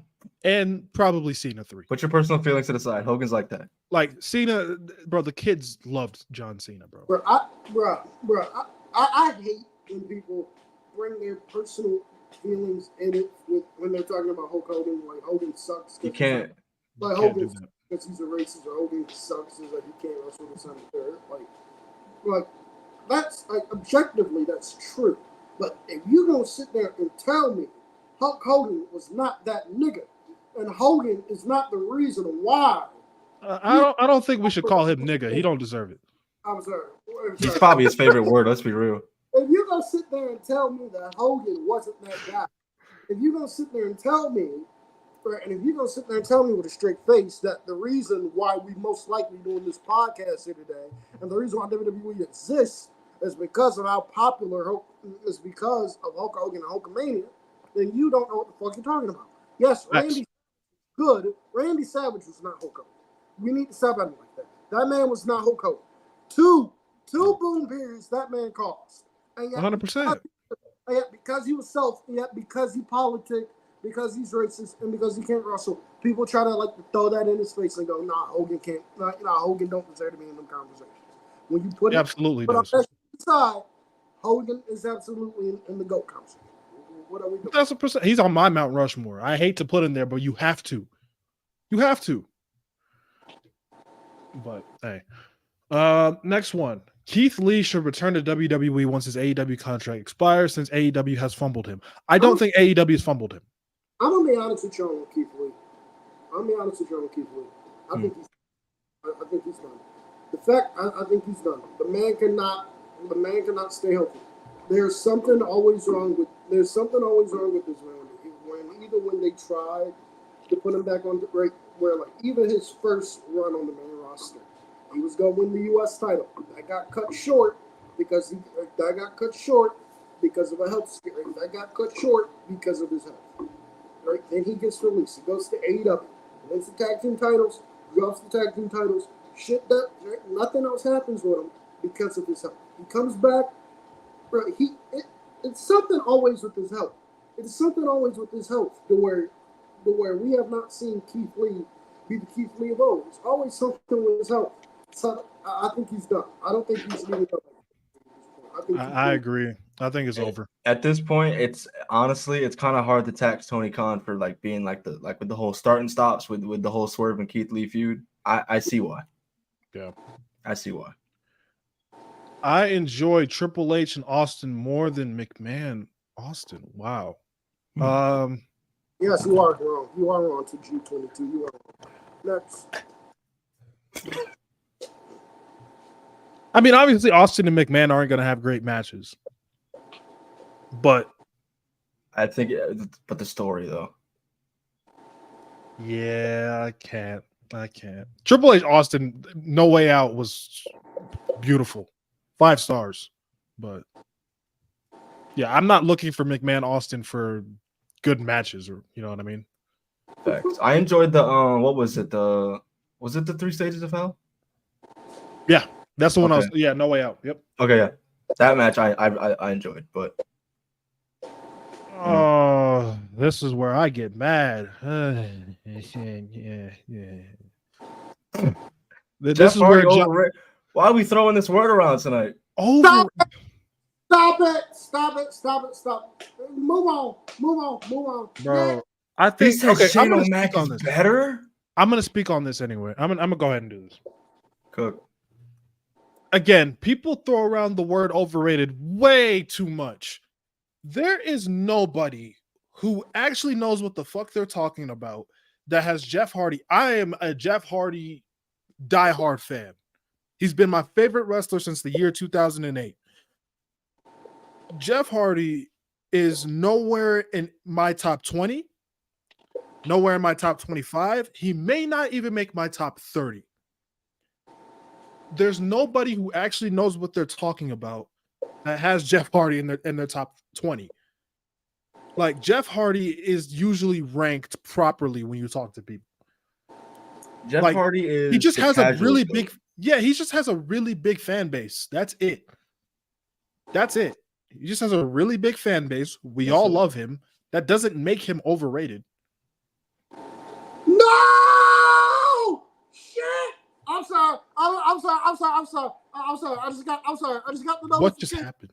I'm sorry. I just got the notification. Athena is gonna be out 46 months. Shit! For what? Sorry. Huh? She's injured. That sucks, but at the same time, who would know? She's never on TV. Right? She's on fucking Ring of Honor, goddammit. But yeah, no, Jeff Hardy being overrated, I think is kind of crazy. And I think it's more of like a recent thing. People are just throwing that overrated tag on Jeff. They really are. I never heard that before. This is the first time. This is the 2024 is where I'm hearing the more Jeff Hardy's overrated conversation. I don't get it. They just be letting anybody say things. I don't understand. Not you, John Hancock. I mean, yeah, shout out to you being on the show. I'm just talking overall. Right. Shout out to you being here all the time, my brother. But yeah, I vehemently disagree with you. Oh wow. Okay. This is a hot take to me. I agree with that. PLEs. If WWE is going to do that for the B shows, they should make them Raw or SmackDown exclusive pay-per-views. I agree. I agree with that. I agree. I don't have an issue with them doing 5 to 6 matches. I have an issue with them doing it consistently. I don't have it. To me, WWE pay-per-view in particular should not go past 7 or 8 matches. 5 or 6 is fine, but if you're gonna do 5 or 6 is fine. But if you're gonna continue to do 5 or 6 matches for the B shows, then you need to make these Raw and SmackDown exclusive shows. That's what I was gonna say. That caveat at the end makes me agree. I enjoy them doing 5 to 6 because it gives me that takeover feel where the shows just fly by, but they're much more enjoyable and it's not filled with matches that wouldn't main event an episode of Main Event. You know what I'm saying? Crazy. So, but you're not wrong. But like, I think them doing Raw and SmackDown exclusives, with that, I think you give the chance to make Raw and SmackDown more important. Because you can put like these big matches on a random SmackDown or these big matches on a random episode of Raw and make these Raws like marquee shows like for you to look forward to like they did in 2016 with the wild card finals. Took the words right out of my mouth. I was looking forward to that episode of SmackDown and it's one of my favorite episodes of SmackDown of all time. Thanks. So, hey, another way for me to glaze 2016 SmackDown. There we go. No, I warranted.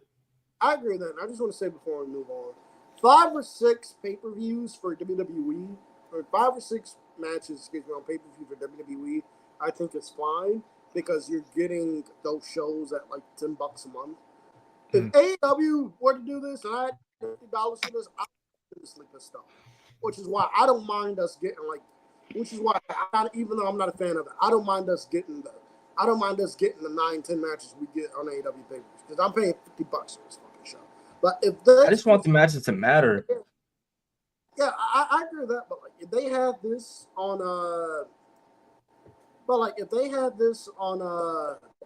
if AEW did this and I had to pay $50-$60 for these shows, I would be tremendously.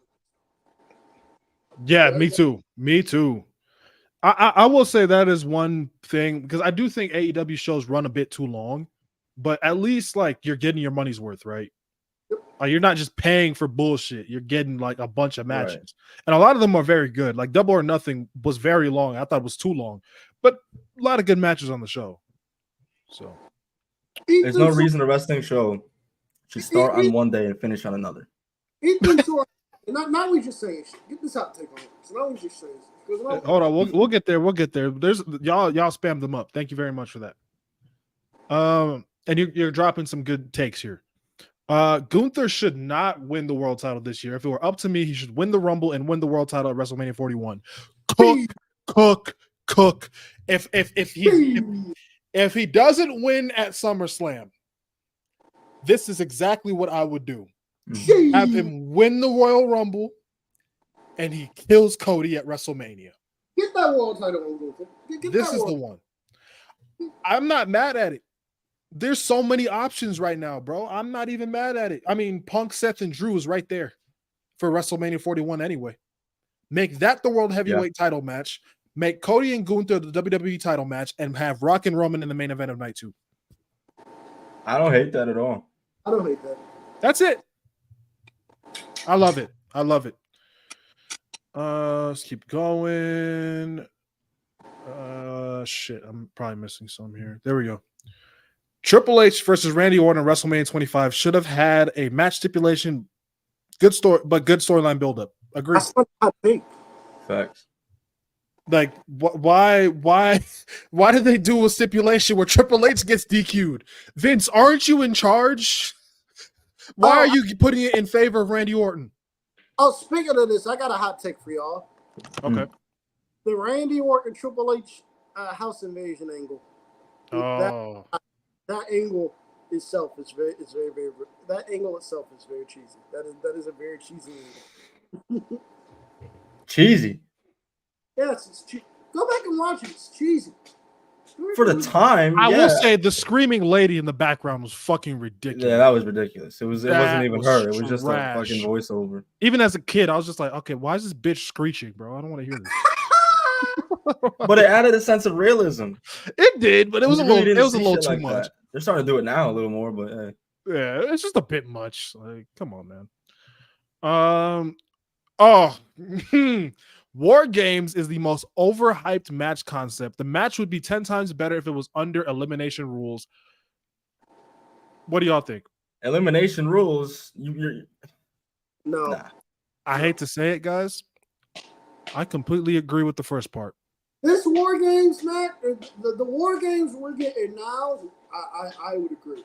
But if y'all want some good, War Games matches, you go back and watch old school WCW. Where's the blood? That's what I want to say. Where's the blood? Facts. We need blood, and I'm tired of these matches just turning into glorified hardcore, man. Like they're glorified street fights inside the cage. I gotta give AEW more credit. They do War Games better than WWE does. The one thing about AEW's blood and guts that pisses me off. Why the fuck are they allowed to leave the cage? That is the one thing about it that pisses me off. Why are they allowed to leave the fucking cage? That is true. That is true. Gotta get those Sammy Guevara spots in, you know? Let's see. Sammy Guevara fucking... Oh, Tony Khan, leave Sammy Guevara at home. Leave that nigga at home. Leave Sammy and Taylor. Just leave the entire family at home. They suck. The whole family suck. The baby too? What the fuck? They suck. They are god awful. What the baby do? God awful acting my wrestling show. They suck. What did the baby do? I can do without Ty Mello, honestly. I I'm can do just without. saying. I can do without Tom Mello and Sonny Guevara. Leave them on TV. The New Day should have had a second heel run instead of them being heels one time. They were I great agree. heels. Yeah, they I were. agree. I agree. And I think the year to do it would have been 2017. I would have I done was just thinking that. I would have done the double turn with Usos and New Day. That's what I would You're have cooking. done. You're cooking. Ooh, okay, but how would you get? But then we might lose Kofi Mania because how long does that run last? But okay. But I would have done a double turn with Usos and New Day. But Would you have done it before or after Hell in a Cell? I would have done it before Hell in a Cell. Okay. Let me see here. Whoa. Okay. Shout out to Ralph, man. Hot take. Charlotte wrestles better than Ric Flair. Oh, stop it. Stop it. Stop it. Wow. Oh, no, stop it. Stop it. Stop it. No. That's crazy. I don't know, man. But Charlotte's very good. Charlotte is a very good wrestler. But Ric Flair actually had this ability. I have not seen this from Charlotte yet. Ric Flair had the ability to take a wrestler who was absolute dog shit and get a very good match and get a very entertaining good match out of him. I have not seen that with Charlotte Flair. All I'm gonna say is Ric Flair brought Lex Luger to two of the best. Ric Flair brought Lex Luger to the best matches Lex Luger had of his entire life. Lex Luger was not a good wrestler. He was in there with Ric Flair though, and Flair said he was in there with Flair though, and Flair told Luger, "Nigga, just do what I tell you to do, nigga. Just do what nigga, throw me into this corner over here. Nigga, throw me over here. Nigga, power slam me over here. Nigga, slam me over here. Nigga, do this. Nigga, do that. All right, pick a full time. All right, nigga, the match worked. Ric Flair had the ability to do that. Ric Flair could go in there. He had the ability in his prime to go in there with ain't shit niggas and make them niggas look like something. Ric Flair. all I'm gonna say is just go watch the Steamboat Savage, Steamboat Flair matches. Thanks. That's all the proof you need to see how good Ric Flair really was. That's it. Even into his older age, him and Shawn Michaels, even though Shawn kind of carried, him and Shawn Michaels at Mania 24 was very good. At his old ass age, bro. Come on, man. Okay. One of these I fully agree with. The other one I have to think about. Kurt Angle and Jeff Hardy had better careers in TNA than they did in WWE. Kurt Angle, 100%. I agree with both of them. I would agree with both of them. I would say I agree with Jeff because when Jeff really had that peak of popularity in 08, 09, that man was not in the right frame of mind at that time. And that is what kind of brought him down. With TNA, TNA gave Jeff chance after chance after chance. And Jeff for a while was doing pretty good. And that's why I would say Jeff Hardy had a better run in WWE than he did had a better run in TNA than he did in WWE. I'm not mad at him. I think it's close. I just think Jeff having that tag team run and then having that big build to him officially winning the world title, I think is what, for me, pushes over the edge. Because him and Matt really did nothing in TNA until the Broken Hardys thing. And then, I mean, his singles run. Okay, singles run, I'll go Jeff and TNA. That I agree with. Okay. Let's see here. Sami Zayn is a top 5 underdog of all time. Logically, someone should beat him, but as soon as he walks out, he changes my mind.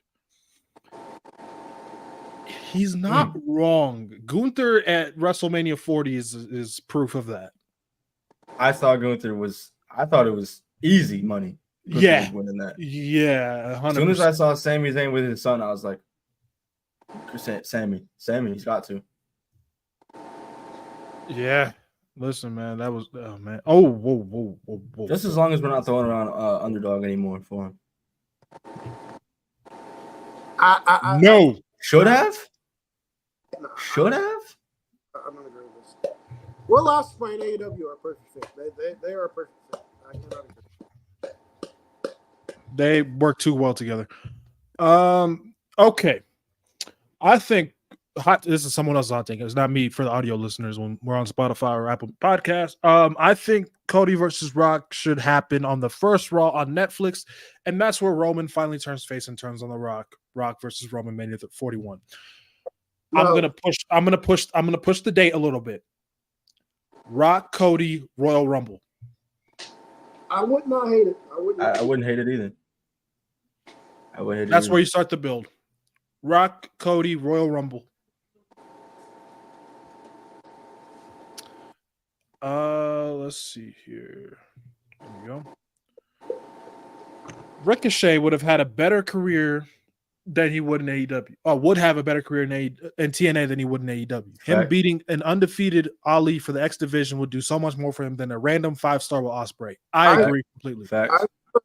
I agree.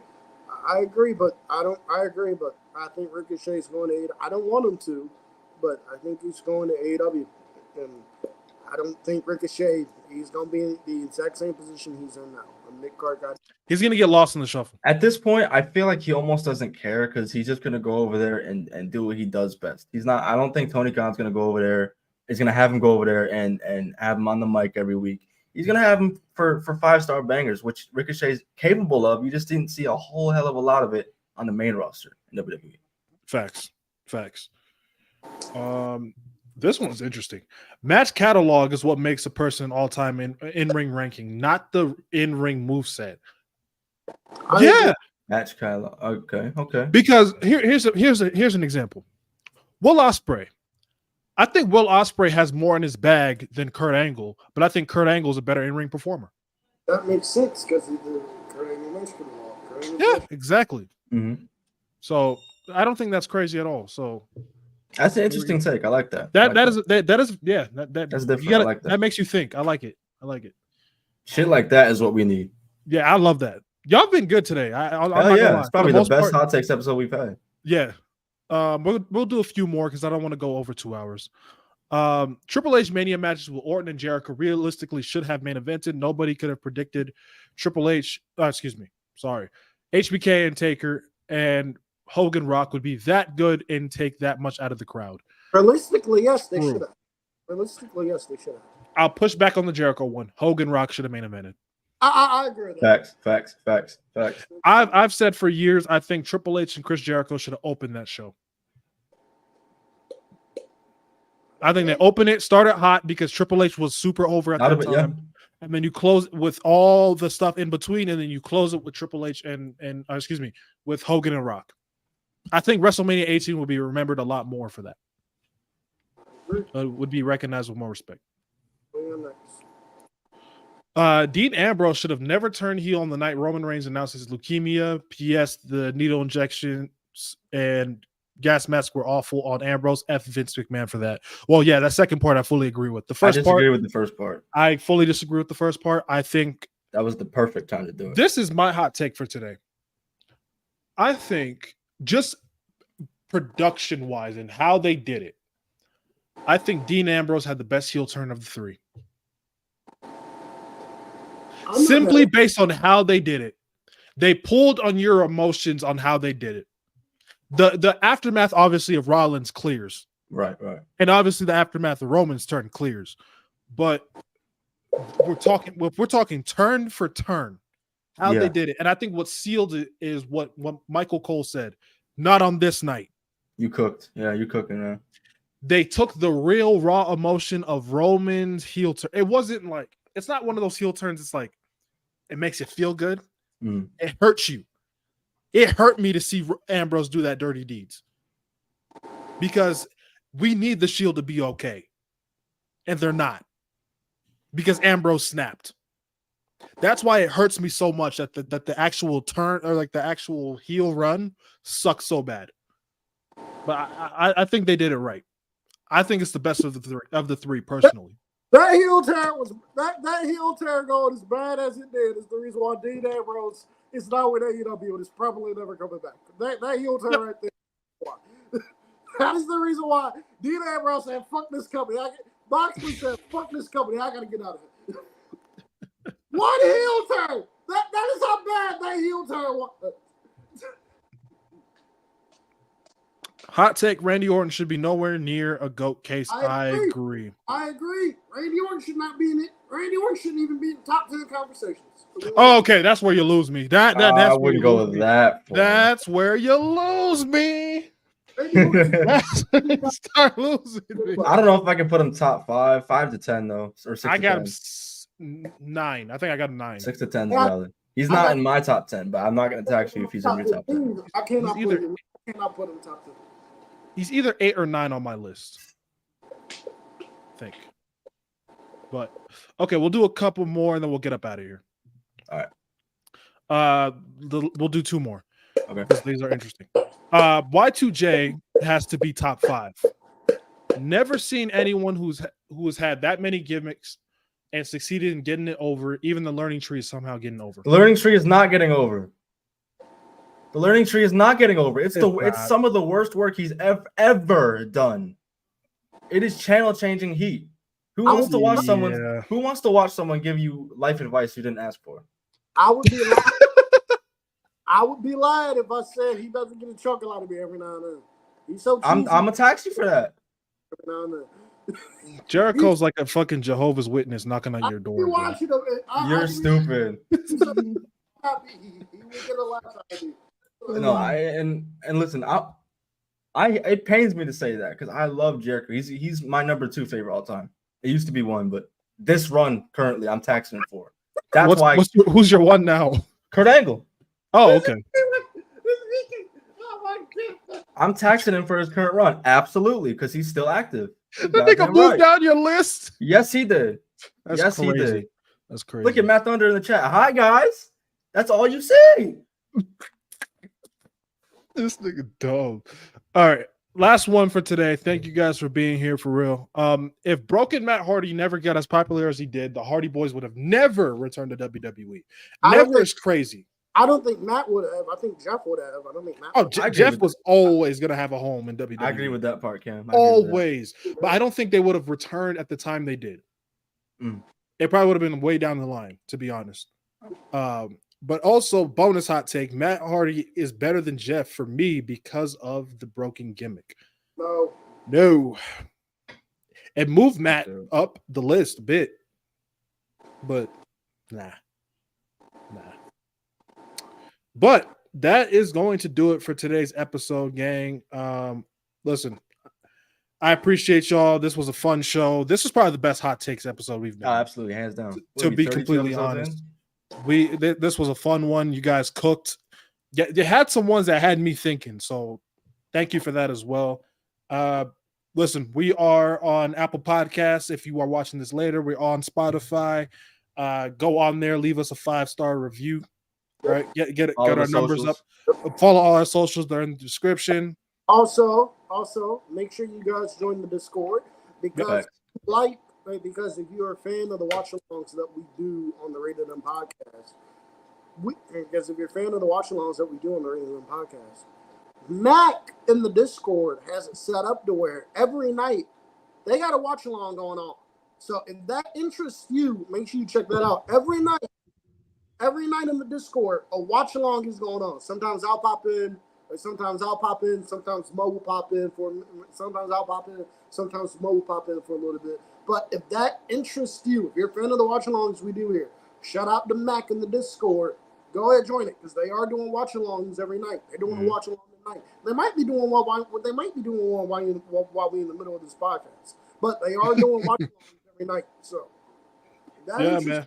We are. The Discord's in the description, not in the description, in the chat. So click that. We are planning one for this Saturday. We haven't nailed down a show or a time, but be on the lookout. And join the Discord for that. Yep. And we are 100% doing a Money in the Bank 2011 watch along next week. Absolutely. So yeah, join us for that. And yeah, like I said, Spotify, Apple Podcasts, help us boost our numbers up there. Follow us on there as well.